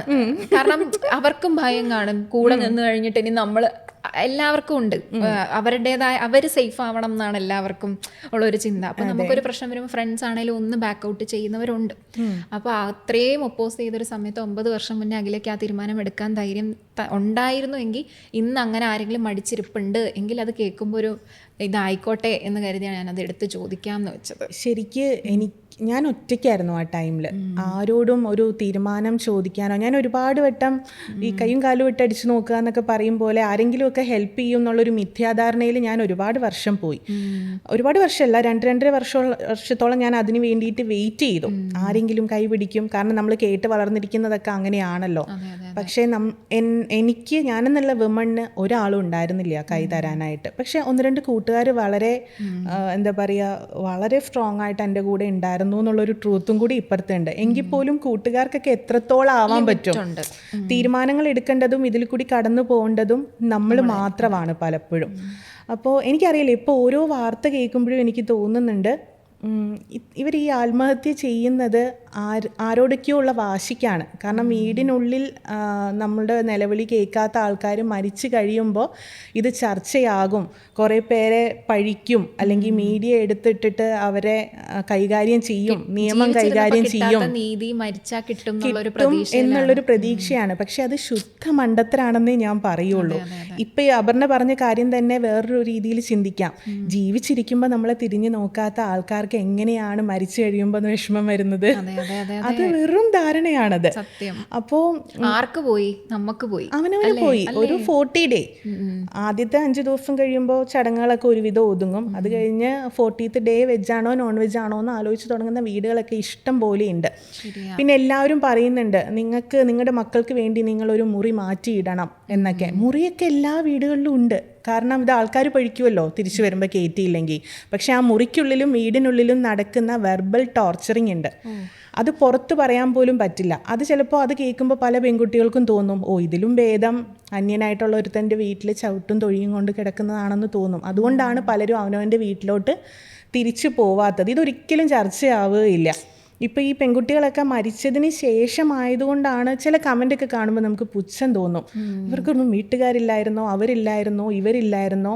ഈ പെൺകുട്ടികളിൽ ആരെങ്കിലും ജീവിച്ചിരിക്കുമ്പോൾ വന്ന് ഒരു മീഡിയയുടെ മുന്നിൽ വന്ന് ഇങ്ങനെയൊക്കെയാണ് ഞാൻ അനുഭവിക്കുന്നത്, എൻ്റെ ഫാമിലി എൻ്റെ കൂടെ ഇല്ല, എൻ്റെ റിലേറ്റീവ് ആരും എൻ്റെ കൂടെ ഇല്ല എന്നൊക്കെ പറഞ്ഞു കഴിയുമ്പോൾ ഉറപ്പായിട്ടും അവളെ ജഡ്ജ് ചെയ്യുള്ളൂ. അവനവൻ്റെ ഫാമിലി പോലും കൂടെ നിൽക്കുന്നില്ല എന്നുണ്ടെങ്കിൽ അവളുടെ കയ്യിലിരിപ്പിൻ്റെ കുഴപ്പമാണെന്നേ ഉറപ്പായിട്ടും പറയുള്ളൂ. അപ്പോൾ മരിച്ചു കഴിഞ്ഞത് കൊണ്ടാണ് ഇതൊക്കെ. അപ്പോൾ പെൺകുട്ടികൾ ആലോചിക്കേണ്ട ഒരു കാര്യം, ജീവനോടെ ഇരുന്നാലേ ഇതൊക്കെ വന്ന് നമുക്ക് പറയാൻ പറ്റും. അല്ലെങ്കിൽ നമ്മളെ ഈ തുരുത്തിലോട്ടൊക്കെ തള്ളിവിട്ട, അല്ലെങ്കിൽ ഇതിലൂടെയൊക്കെ നമ്മളെ പോരാൻ വേണ്ടിയിട്ട് നമ്മളെ പ്രഷർ ചെയ്ത മനുഷ്യരോട് പകരം ചെയ്യണമെന്നുണ്ടെങ്കിൽ നമ്മൾ ജീവിച്ചിരിക്കണം. അതിന് ക്ഷമയോടെ കാത്തിരിക്കണം. പിന്നെ ഇറങ്ങിപ്പോരുമ്പോൾ ചെല്ലാനൊരിടം ഇല്ലാത്തത് കൊണ്ട് മരിച്ചു കളയാമെന്ന് വിചാരിക്കുന്നവരുണ്ട്. ഇപ്പം കുട്ടികളൊക്കെ ഉള്ളവർ ഒരു രീതിയിൽ ശരിക്കും ട്രാപ്ഡാണ്. കാരണം അതെ, അവരെ ഓർത്തിട്ട് അത് വെറും മണ്ടത്തരമാണ് കുഞ്ഞുങ്ങളെ ഓർത്തിട്ട് എന്ന് പറയുന്നത്. അവർക്കാണ് ഏറ്റവും ടോർച്ചർ ഇതും കൊണ്ടൊക്കെ വരാൻ പോകുന്നത്. അതെ, കുട്ടികൾക്കാണ് ഏറ്റവും. അതെ, കാരണം കാലാകാലം മുഴുവൻ അച്ഛനും അമ്മയും തമ്മിലുള്ള പ്രഷർ മക്കളുടെ മേത്തായിരിക്കും പിന്നെ തീർക്കുന്നത്. അപ്പം അങ്ങനെയുള്ള ഇടങ്ങൾ മക്കൾക്ക് ഒരുക്കാതിരിക്കുന്നതാണ് ഏറ്റവും നല്ലത്. അപ്പോൾ ഇപ്പോൾ ഈ മരിക്കാം എന്നൊരു ഓപ്ഷൻ എടുക്കുന്ന പെൺകുട്ടികൾ ആലോചിക്കേണ്ട ഒരു കാര്യം, ജീവനോടെ ഇരുന്നാലേ നമുക്കിതിനൊക്കെ തിരിച്ച് ചെയ്യാൻ പറ്റും. അല്ലെങ്കിൽ നമുക്കിതിനെക്കുറിച്ചൊക്കെ, നമ്മളെ ദ്രോഹിച്ചവരെ കുറിച്ചൊക്കെ പറയാൻ പറ്റുന്ന ഒരു പാകത്തിലേക്ക് നമ്മൾ വളർന്ന് ജീവനോടെ പറയാൻ പാകത്തിന് വന്നിരിക്കണം. അങ്ങനെയാണ് നമ്മൾ റിവെഞ്ച് ചെയ്യേണ്ടത്. ഇത് മരിച്ചു കഴിഞ്ഞെന്നാൽ ഇപ്പോൾ ബന്ധം വേർപിരിഞ്ഞ മകളെക്കാൾ ഭേദമാണോ, എന്താ മരിച്ചു പോകുന്ന മകളെക്കാൾ ഭേദമല്ലേ ജീവനുള്ള മകൾ തിരിച്ചു വരുന്നതെന്നൊക്കെ പറഞ്ഞ് ടൈറ്റിലും കാര്യങ്ങളും ഒക്കെ ഇഷ്ടം പോലെ ഇറങ്ങുന്നുണ്ട്. പക്ഷേ മരിച്ചു പോകുന്ന മകളാണ് ഭേദമെന്ന് ചിന്തിക്കുന്ന ഒരുപാട് കുടുംബങ്ങളുണ്ട് നമ്മുടെ ചുറ്റും. കാരണം അതാവുമ്പോൾ കേസില് ആ അച്ഛൻ പറയുന്ന കേട്ടാ പോലും നാണക്കേട് സഹിച്ച് അവിടെ അങ്ങനെയാണ് പുള്ളി പറഞ്ഞിരുന്നത്. തന്നെ നമ്മൾ ഞെട്ടിപ്പോവും. കാരണം അവർക്ക് ഇനിയിപ്പോൾ പലർക്കും അച്ഛനമ്മമാർക്കാണെങ്കിലും പ്രൂവ് ചെയ്യണമല്ലോ, എൻ്റെ മകള് ബന്ധം വേർപെടുത്തി വന്ന കാരണം പറയുന്നതിലും നല്ലത് മോള് മരിച്ചുപോയി എന്ന് പറയുമ്പോൾ പിന്നെ അവരോടൊന്നും ആരും ചോദിക്കില്ലല്ലോ. അത് അടുത്ത വിക്ടിം കാർഡാണ്. അതിനൊന്നും നമ്മൾ നിന്ന് കൊടുക്കരുത്. എല്ലാ അച്ഛനമ്മമാരും അങ്ങനെയാണെന്നല്ല കേട്ടോ. പിന്നെ ഒരുപാട് വ്ലോഗിലും കാര്യങ്ങളിലും ഇപ്പം കുറേ റീൽ ഷെയർ ചെയ്യുന്നതിലും ഒക്കെ എന്താ അമ്മ ദൈവമാണ്, അച്ഛൻ തണലാണ്, ഇതൊന്നും എല്ലാവരുടെയും കാര്യത്തിൽ അങ്ങനെയല്ല. ഇവർക്ക് പറയാം എൻ്റെ അച്ഛൻ എന്നോട് ഇങ്ങനെയായിരുന്നു, അല്ലെങ്കിൽ എൻ്റെ അമ്മ എന്നോട് ഇങ്ങനെയായിരുന്നു, അതുകൊണ്ട് അവരെ ഇങ്ങനെ നോക്കേണ്ടത് എൻ്റെ ഉത്തരവാദിത്തമാണ്. പക്ഷേ ഇത് ഇതാണ് ശരി എന്നുള്ള രീതിയിൽ ഇവർ പറഞ്ഞു വെക്കുകയാണ്. എല്ലാവർക്കും തണലും ദൈവമൊന്നും അല്ല. അത് പലരുടെയും ജീവിതത്തിൽ പല രീതിയിലാണ്. മക്കളെ ഭയങ്കര ഭീകരമായിട്ട് പുറകെ നടന്ന് ടോർച്ചർ ചെയ്യുന്ന അച്ഛനമ്മമാർ ഈ ഭൂമിയിലുണ്ട്. മക്കൾ മരിക്കുമെന്ന് കണ്ടാലും കൈ കൊടുക്കില്ല, ഞങ്ങൾക്ക് ഞങ്ങളുടെ അഭിമാനമാണ് വലുതെന്ന് പറയുന്ന അച്ഛനമ്മമാരുണ്ട്. എല്ലാവരും ദൈവങ്ങളാണെന്നുണ്ടെങ്കിൽ നമ്മുടെ നാട്ടിലെ കുഞ്ഞുങ്ങളെ എറിഞ്ഞു കൊല്ലുന്ന അമ്മമാരില്ലേ? ഇല്ലേ? മക്കളെ കുറിച്ച് അനാവശ്യങ്ങൾ പറഞ്ഞു നടക്കുന്ന അമ്മമാരും അച്ഛന്മാരും ഇല്ലേ? കുടിച്ചിട്ട് വന്ന് മക്കളായിട്ട് ഉപദ്രവിക്കുന്ന അച്ഛന്മാരില്ലേ? അപ്പോൾ ഇതൊക്കെ നമ്മുടെ നാട്ടിൽ ചുറ്റുമുള്ളപ്പോൾ എങ്ങനെയാണ് എല്ലാവർക്കും പാരൻറ്റിങ് എന്ന് പറയുന്നതും മാതാപിതാക്കൾ എന്ന് പറയുന്നതും ദൈവവും തണലും ആണെന്ന് നമുക്ക് ഉറപ്പിച്ച് പറയാൻ പറ്റുന്നത്? ചിലരുടെ കാര്യത്തിൽ അവർ പ്രിവിലേജ്ഡാണ്. അപ്പോൾ നമ്മൾ ഇങ്ങനത്തെ കാര്യങ്ങളൊക്കെ ഇതിൽ പലരും വന്ന് നിന്ന് ഇതൊരു വലിയ ട്രൂത്താണ്, ലോകത്തെ ട്രൂത്താണ് ഇതെന്ന് പറഞ്ഞ് പറയുമ്പോൾ ഈ ടോർച്ചറിങ്ങിലൂടെ പോകുന്ന ഒരുപാട് കുട്ടികളുണ്ട് ഓരോ വീടിൻ്റെ ഉള്ളിലും. അവർക്കൊരു കൺഫ്യൂഷൻ ക്രിയേറ്റ് ആവുകയാണ് ചെയ്യുന്നത്. ആരും വന്നൊരു ടോർച്ചറിങ് കിട്ടിയാൽ പോലും അത് തുറന്നു പറയാനുള്ള ധൈര്യം കാണിക്കില്ല. ഇപ്പോൾ ഈ പറഞ്ഞതുപോലെ ഡിവോഴ്സ്ഡ് ആയിട്ടുള്ള ആൾക്കാരുടെ കാര്യമാണെങ്കിൽ പോലും ഒരു ടൈമിൽ ട്രെൻഡായിരുന്നു, എന്ത് പ്രശ്നം ഉണ്ടെങ്കിലും അവൾ അവനെക്കുറിച്ച് വന്ന് മോശമായിട്ടൊന്നും പറഞ്ഞില്ല, അല്ലെങ്കിൽ അവൻ അവളെക്കുറിച്ച്. ഇതിപ്പോൾ പെൺകുട്ടികളുടെ കാര്യം മാത്രമല്ല, ടോർച്ചറിങ്ങിലൂടെ പോകുന്ന ആണുങ്ങളും ഉണ്ട് ഇഷ്ടം പോലെ. പക്ഷെ അവർ സ്ത്രീകളെ പോലെ പുറത്തു വന്ന് പറയുന്നില്ല. എന്തുകൊണ്ടോ ആ പാട്രിയാർക്കിയെ പേടിച്ചിട്ട്, അതായത് ഞാനിങ്ങനെ പീഡനത്തിലൂടെ പോയതാന്ന് പറഞ്ഞു കഴിഞ്ഞു കഴിഞ്ഞാൽ എൻ്റെ ആണത്വത്തിന് എന്തെങ്കിലും പറ്റുമോന്ന് പേടിച്ച് അവർ പറയാത്താന്ന് തോന്നുന്നുണ്ട്. കാരണം ഞാൻ നമ്മളൊരു കുറേ വീഡിയോസ് സോഷ്യൽ മീഡിയ തന്നെ കണ്ടിട്ടുണ്ട്. ഏതോ ഒരു പുരുഷന്മാരെ ബ്ലാക്ക്മെയിൽ ചെയ്ത് ജീവിക്കുന്ന ഒരുപാട് ഭാര്യമാരും നമ്മുടെ നാട്ടിലുണ്ട്. അപ്പോൾ ഇത് ചില റീലിലൊക്കെ കുറേ പ്രമോഷൻ പോകുമ്പോൾ ഒരുപാട് പേർക്ക് പറയാനുള്ള ശബ്ദമാണ് നിങ്ങൾ ഇല്ലാതാക്കി കളയുന്നത്. ഈ ഡിവോഴ്സിൻ്റെ കാര്യം പറഞ്ഞപ്പോൾ തന്നെ തമ്മിൽ മോശമാക്കി ഒന്നും വന്നിരുന്ന് ഓപ്പൺ ആയിട്ട് പറഞ്ഞില്ല എന്ന് പറയുന്നത് വലിയ ക്രെഡിറ്റ് ആയിട്ട് ഇപ്പോൾ പല സെലിബ്രിറ്റികളുടെയൊക്കെ ലൈഫ് കോപ്പി ചെയ്യാൻ നോക്കുന്ന രീതിയിൽ പലരും പലതും പറയാതിരിക്കുന്നുണ്ട്. അതായത് കാര്യങ്ങൾ പുറത്ത് തുറന്ന് പറയാതിരിക്കുന്നതാണ് കൾച്ചർ, അല്ലെങ്കിൽ അവരവരുടെ കൾച്ചർ കീപ്പ് ചെയ്തു, അവരാരെയും കുറ്റപ്പെടുത്തിയില്ല. ഇത് ചിലർക്ക് ഓക്കെ ആയിരിക്കും. അവർ ഈ പറഞ്ഞ ശാരീരികമായ ടോർച്ചറിങ്ങിൽ കൂടിയോ അല്ലെങ്കിൽ നമ്മളെ ആത്മഹത്യയിലേക്ക് നയിക്കുന്ന രീതിയിലുള്ള കാര്യങ്ങളോ ഒന്നും അവരുടെ പാർട്ട്ണറിൻ്റെ ഭാഗത്തുനിന്ന് ഉണ്ടായി കാണില്ല. അത് ചിലപ്പോൾ ഒരു ഔട്ട് ഓഫ് കോർട്ട് തീരുന്ന കാര്യങ്ങളെ അതിൽ ഉണ്ടാവുമായിരിക്കുള്ളൂ. പക്ഷെ എല്ലാവരുടെയും ലൈഫ് ഇങ്ങനെയല്ല. അപ്പം ജനറലായിട്ട് കുറേ പേര് കുറേ കാര്യങ്ങൾ പറഞ്ഞു വെക്കുമ്പോൾ ഇതിൻ്റെ ഭവിഷ്യത്ത് എന്താണെന്ന് വെച്ചാൽ മരണത്തിലേക്ക് പോലും പോവാൻ നിൽക്കുന്ന കുറേ ആൾക്കാരെ ഇത് തടയിടുകയാണ്. അപ്പോൾ എല്ലാവരുടെ ലൈഫും എല്ലാവർക്കും എല്ലാവരും ഒരുപോലെയാണെന്നല്ല നമ്മൾ പറഞ്ഞു വെക്കേണ്ടത്. ഈ മീഡിയ ഭയങ്കരമായിട്ട് ഇപ്പോൾ എല്ലായിടത്തും ഉള്ളത് കൊണ്ട് ഇത് കേട്ട് കുറേ പേര് ഉള്ളിലുള്ളതൊക്കെ ഒന്നും പുറത്തു പറയാതെയും ഇരിക്കുന്നുണ്ട്. അതിൻ്റെ ഭാഗമാണ് ഇപ്പോൾ പാരൻറ്റിങ്ങിനൊക്കെ കുറിച്ചിട്ട് എന്തൊക്കെയാണ്, അതിങ്ങനെയല്ല അങ്ങനെയല്ല, ഇതൊന്നും ആരും ജീവനോടെ ഇരിക്കുമ്പോൾ വന്ന് പറഞ്ഞാൽ നമ്മുടെ ചുറ്റുമുള്ള ആരും ഒന്നും അംഗീകരിക്കില്ല. അപ്പം നമ്മളാകെ ചെയ്യേണ്ടത് നമ്മളാണ് നമുക്ക് ഏറ്റവും വലുതെന്നുള്ളത് ചിന്തിക്കുക. നമ്മൾ മുന്നോട്ട് മൂവ് ഓൺ ചെയ്യുമ്പോൾ പ്രശ്നങ്ങളൊക്കെ ഉണ്ടാവും. നമ്മൾ ചിലപ്പോൾ ഒന്ന് ഒതുങ്ങേണ്ടി വരുമായിരിക്കും. ഇപ്പോൾ നല്ലൊരു വീട്ടിലാണ് നിങ്ങൾ ജീവിക്കുന്നതെന്നുണ്ടെങ്കിൽ ചിലപ്പോൾ ഒരു ഇതും ഇല്ലാത്ത ഒരു ചെറിയ റൂമിലേക്ക് നിങ്ങൾ 3000 രൂപയുടെയോ വല്ല ചെറിയ റൂമിലേക്ക് നിങ്ങൾ മാറേണ്ടി വരുമായിരിക്കും. കുഞ്ഞുങ്ങളുണ്ടെങ്കിൽ ചിലപ്പോൾ വല്ല വെൽഫെയർ ഹോമിലും നമ്മൾ ഡിപ്പെൻഡ് ചെയ്യേണ്ടി വരുമായിരിക്കും. അപ്പോൾ അങ്ങനെയൊക്കെ ചെയ്യുക. നമുക്കൊരു ടൈം കഴിയുമ്പോൾ ആ ഒരു ഷോർട്ട് ടൈം നമ്മളൊന്ന് ചെറുതായിട്ട് നമ്മുടെ കാര്യങ്ങളിൽ കോംപ്രമൈസ് ചെയ്യേണ്ടി വന്നാലും അതൊരു ലോങ് റണ്ണിന് വേണ്ടിയാണെന്നുള്ളൊരു ചിന്ത നമുക്ക് വേണം. ഇതൊക്കെ ഉൾക്കൊള്ളുന്ന ഫാമിലികളും ഉണ്ട് കേട്ടോ. നന്നായിട്ട് ഉൾക്കൊണ്ട് ഓരോ കാര്യത്തിന് മക്കളുടെ കൂടെ നിൽക്കുന്ന ഫാമിലിയും നമ്മുടെ ചുറ്റും ഇഷ്ടം പോലെ ഉണ്ട്. പക്ഷെ അത് ഭയങ്കര ചുരുക്കവേ ഉള്ളൂ. അവർക്ക് കിട്ടുന്ന പ്രിവിലേജ് കണ്ട് ബാക്കിയുള്ളവർ വെയിറ്റ് ചെയ്യണ്ട. എല്ലാവരും പ്രിവിലേജ്ഡ് അല്ലല്ലോ. ഇപ്പം നമ്മുടെ നാട്ടിൽ പല ശമ്പളത്തിൽ ജോലി ചെയ്യുന്നവരില്ലേ, നല്ല കഴിവുണ്ടായിട്ടും പേയ്മെന്റ് കുറച്ച് വാങ്ങുന്നവരും കൂടുതൽ വാങ്ങുന്നവരും ഒക്കെ ഉണ്ട്. അപ്പോൾ ആ ഒരു സ്ട്രക്ചർ എല്ലാ കാര്യത്തിലും ഉണ്ടാവും. നമ്മൾ എല്ലാ കാര്യത്തിലും പ്രിവിലേജ്ഡ് ആവണം എന്നില്ല. പക്ഷെ അത് നമ്മുടെ തെറ്റാണെന്ന് നമ്മൾ ചിന്തിക്കരുത്. ഇപ്പം ഞാനൊരു തെറാപ്പിക്കൊക്കെ പോയപ്പോൾ ഞാൻ ഹിന്ദു എന്ന് പറഞ്ഞിട്ടൊരു മാമിൻ്റെ അടുത്താണ് പോയത്. അപ്പോൾ മാമിനോട് ചോദിക്കുമായിരുന്നു, മാം ഞാൻ അത്ര പോരാ അല്ലേ, ഞാൻ അത്ര ഓക്കെ അല്ല അല്ലേ, എനിക്ക് കുറേ കാര്യങ്ങളിൽ I am not good enough എന്ന് തോന്നും മാം എന്ന് പറഞ്ഞപ്പോൾ മാം പറഞ്ഞു തന്നൊരു കാര്യം, നമ്മളോട് ഇഷ്ടം, മാം അതിനൊരു ഉദാഹരണം പറഞ്ഞു. അത് കഴിഞ്ഞിട്ട് പറഞ്ഞതാണ്, നമ്മളോട് ഇഷ്ടമുണ്ടെങ്കിൽ നമ്മൾ ചെയ്യുന്ന കാര്യങ്ങളിൽ തിരുത്തൽ ചിലർ വരുത്തി തരുമായിരിക്കും. പക്ഷെ നമ്മളെ ഭംഗിയായിട്ടും നമ്മൾ ചെയ്യുന്ന കാര്യങ്ങളിൽ അപ്രിഷ്യേറ്റ് ചെയ്യാനും ഒക്കെ അവർ നോക്കുകയുള്ളൂ. നേരെ മറിച്ച് നമ്മളോട് ഇഷ്ടമില്ലാത്തവർ നമ്മൾ എന്ത് നല്ല കാര്യം ചെയ്താലും നമ്മൾ എത്ര ഭംഗിയായിട്ട് ഒരുങ്ങിയാലും നമ്മൾ കൊള്ളില്ലെന്നേ പറയൂ. അതെല്ലാം ഇഷ്ടമാണ്. നമ്മളോടുള്ളൊരു ഇഷ്ടവും കരുതലും ഒക്കെയാണ് ഇതിൻ്റെയൊക്കെ ഫൗണ്ടേഷൻ എന്ന് പറയുന്നത്. അതിൻ്റെ അർത്ഥം നമ്മൾ മോശമാണെന്നല്ല ഒരിക്കലും. അപ്പോൾ അങ്ങനെ കുറേ കാര്യങ്ങൾ നമുക്ക് നമ്മുടെ ഉള്ളിൽ നിന്ന് തന്നെ ഒരു ഇതിങ്ങനെയാണ് അങ്ങനെയാണെന്നൊക്കെ ഒരു തിരിച്ചറിവ് കിട്ടിയത് ശരിക്കൊരു പ്രൊഫഷണൽ ആയിട്ടുള്ള ഒരാളെ കണ്ട് നമ്മൾ കാര്യങ്ങൾ കമ്മ്യൂണിക്കേറ്റ് ചെയ്യുമ്പോഴാണ്. നേരത്തെ പറഞ്ഞ 30 നമ്മളങ്ങനെ ഒരു തീരുമാനം എടുത്ത കാര്യം. അതെ. പിന്നെ നമ്മൾ ഒന്നാമത്തെ ഒരു സെൽഫ് വാലിഡേഷൻ മതി എന്ന് പറയുമെങ്കിലും നമ്മൾ മനുഷ്യരാണ്. നമുക്ക് ചുറ്റുമുള്ളവരുടെ ഒരു വാലിഡേഷൻ എത്രയൊക്കെ, അതായത് നമ്മൾ സ്നേഹിക്കുന്നവരുടെ എല്ലാവരുടെയും നല്ല ഞാൻ പറയുന്നത് 1-2 ആളുകളുടെ വാലിഡേഷൻ നമുക്ക് വേണം എന്ന് തോന്നും. അത് മനുഷ്യ സഹജമായിട്ടുള്ള കാര്യമാണ്. പക്ഷെ ഇപ്പം നേരത്തെ ഇന്ദു മാം പറഞ്ഞ പോലെ തന്നെ നമ്മളെ സ്നേഹിക്കുന്നവർക്ക് നമ്മളെപ്പോഴും മോർ ദാൻ എനഫ് ആയിരിക്കും. അത് നമ്മൾ എന്നും മനസ്സിലാക്കണം. കാരണം ഇപ്പോഴത്തെ സ്ത്രീകളെന്ന് പറഞ്ഞു കഴിഞ്ഞാൽ പണ്ടത്തെ പോലെ എല്ലാവരും സ്മാർട്ടാണ്. പണ്ടത്തെ പോലെ അല്ല, എല്ലാവരും സ്മാർട്ടാണ്. ഞാൻ കണ്ടിട്ടുള്ള ഒരു സ്ത്രീകളില്ല സ്മാർട്ട് അല്ലാതായിട്ടുള്ള. അതായത് ഇപ്പം കുറേ എന്നെപ്പോലെ വായാടിയായിട്ട് സംസാരിക്കുന്നതല്ല ഞാൻ പറയുന്നത്. സംസാരിക്കാതിരിക്കുന്ന സ്ത്രീകൾ പലവരും ഭയങ്കര കഴിവുള്ളവർ, എല്ലാവരും കഴിവ് എല്ലാവർക്കും ഉണ്ടാവും. അതെ, എല്ലാ മനുഷ്യർക്കും. ഞാൻ സ്ത്രീകളെന്ന് മാത്രമല്ല, പുരുഷന്മാരാണെങ്കിലും എല്ലാവർക്കും നല്ല കഴിവ് സ്ത്രീകൾ. അപ്പോൾ ഈ ഇങ്ങനെ ഭയങ്കര സ്മാർട്ടായിട്ടുള്ള സ്ത്രീകളെ അപ്രീഷിയേറ്റ് ചെയ്യാത്ത ആണുങ്ങൾ വരുമ്പോൾ അവർക്ക് ഭയങ്കര ഈ മറ്റേ മെയിൽ ഷോവനിസം. അപ്പൊ നമ്മളെ ഇങ്ങനെ അടിച്ചമർത്താൻ നോക്കും. നീ ചെയ്യുന്നത് കൊള്ളത്തില്ല, നീ ഇങ്ങനെയാണോ ഒരുക്കുന്നത്, നീ ലിപ്സ്റ്റിക് ഇടുവോ, ഒന്നും പറയില്ല, പ്ലെയിൻ ലൈഫായി പോവും. അതെ, അല്ലെങ്കിൽ ഒന്നും പറയത്തില്ല, ഒന്നും മിണ്ടത്തില്ല, എന്ത് ചെയ്താലും ഇതില്ല. പക്ഷെ നമ്മളെ കറക്റ്റായിട്ടുള്ള ആള് നമ്മളെ തിരുത്തും, നമ്മളെ അപ്രീഷിയേറ്റ് ചെയ്യും, നമ്മളെ നല്ല രീതിയിൽ ക്രിട്ടിസൈസ് ചെയ്യും. അത് നമ്മൾ എപ്പോഴും മനസ്സിലാക്കണം. മറ്റ് ഫ്രണ്ട്സ് ആണെങ്കിലും റിയൽ ലവ് എന്താന്ന് നമുക്ക് തിരിച്ചറിയാൻ പറ്റുക എന്നുള്ളതാണ്. ഇപ്പൊ കൂട്ടുകാരാണെങ്കിൽ പോലും എനിക്ക് ഒരു ടൈമിൽ എന്നോട് ഇഷ്ടം കാണിക്കുന്നവരൊക്കെ എൻ്റെ ഏറ്റവും അടുത്ത കൂട്ടുകാരാണെന്നാണ് നമ്മൾ വിചാരിച്ചിരുന്നത്. പക്ഷേ നമുക്കിപ്പോൾ വളരെ ക്ലിയർ ആയിട്ട് അറിയാം ആരൊക്കെയാണ് നമ്മുടെ കൂട്ടുകാർ എന്നുള്ളത്. ഇപ്പം എൻ്റെ ഒരു ഫ്രണ്ട് ഉണ്ട്, മൈത്രി എന്ന് പറഞ്ഞിട്ട്.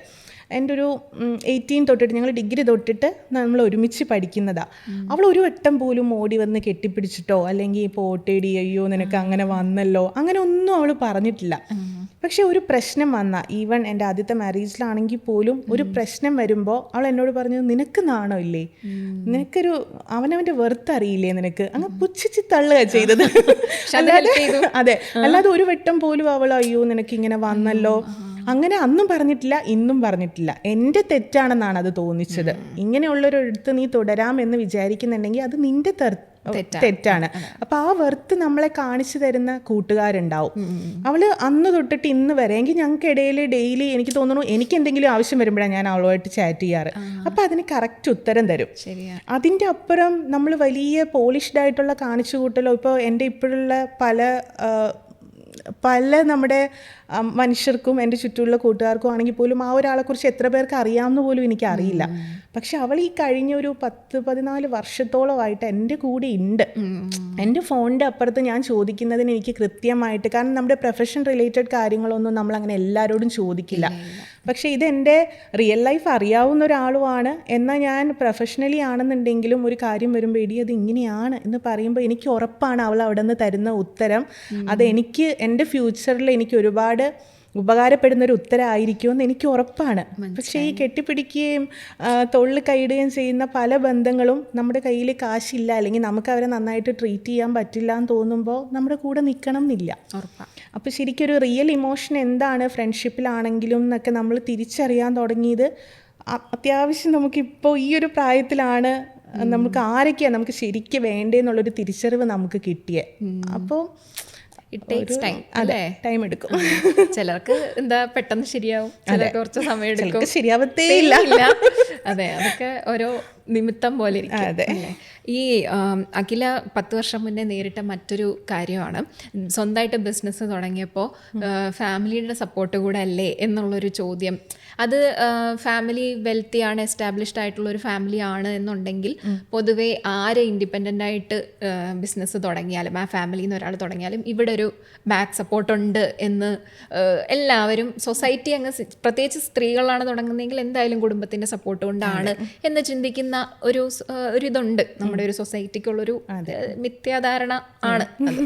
പക്ഷേ ഭയങ്കരമായിട്ട് മനസ്സിലാക്കേണ്ട ഒരു കാര്യം, അഖിലയുടെ ബിസിനസ് തുടങ്ങിയിട്ട് 10 വർഷവും ഫാമിലി ബിസിനസ് വന്നിട്ട് 4 ഇയേഴ്സും ആയിട്ടുള്ളൂ. അപ്പം തന്നെ നമുക്ക് മനസ്സിലാക്കാം എത്രത്തോളം ഇൻഡിപെൻഡൻ്റ് ആയിട്ടാണ് അഖില ബ്രാൻഡ് എസ്റ്റാബ്ലിഷ് ചെയ്തിട്ടുള്ളത് എന്ന്. ഓഫ് കോഴ്സ് മേ ബി എനിക്കറിയില്ല, മേ ബി സംടൈംസ് എവിടെയെങ്കിലും ഹെൽപ്പ് എടുത്തിട്ടുണ്ടോ എനിക്കറിയില്ല കേട്ടോ. ഇല്ല, എൻ്റെ ബ്രാൻഡിലേക്ക് ഞാൻ എടുത്തിട്ടില്ല, പക്ഷെ അങ്ങോട്ട് കൊടുത്തിട്ടുണ്ട്. അതെ അതെ.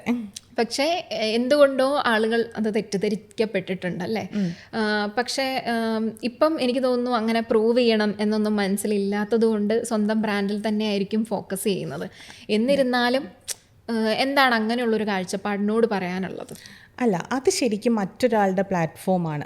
ശരിക്കും എൻ്റെ അച്ഛൻ ഹാർഡ് വർക്ക് ചെയ്ത് അങ്ങനെ അവർ ക്രിയേറ്റ് ചെയ്തിരിക്കുന്ന ഒരു പ്ലാറ്റ്ഫോമാണത്. അതിൽ എൻ്റെയും ഒരു രൂപ പോലും ഇല്ല. എൻ്റെ കുറച്ച് എഫേർട്ട് ഞാനൊരു 2 ഇയറിനടുത്ത് കൊടുത്തിരുന്നു. അവരുടെ ഇനാഗ്രേഷനിലൊക്കെ ഞാൻ ആക്റ്റീവായിട്ട് നിന്നു എന്നതിലുപരി എൻ്റെ എഫേർട്ടോ എൻ്റെ ഒരു രൂപ പോലും അതിൻ്റെ ഉള്ളിലില്ല. അത് മറ്റൊരു മനുഷ്യൻ്റെ കഷ്ടപ്പാടും ഹാർഡ് വർക്കും ഒക്കെയാണത്. എനിക്കിപ്പുറത്ത് ഞാനായിട്ട് ക്രിയേറ്റ് ചെയ്തൊരു പ്ലാറ്റ്ഫോം ഉണ്ട്. ഒരു 10 വർഷം എടുത്ത് ഒറ്റയ്ക്ക് നിന്ന് ഒരുപാട് രാത്രി ഉറക്കമൊളച്ച് ഞാനായിട്ട് കണ്ടുപിടിച്ച കുറേ മനുഷ്യരും ചുറ്റപ്പെട്ട് നിൽക്കുന്ന എൻ്റെ ഒരു പ്ലാറ്റ്ഫോം ഉണ്ട് എനിക്ക്.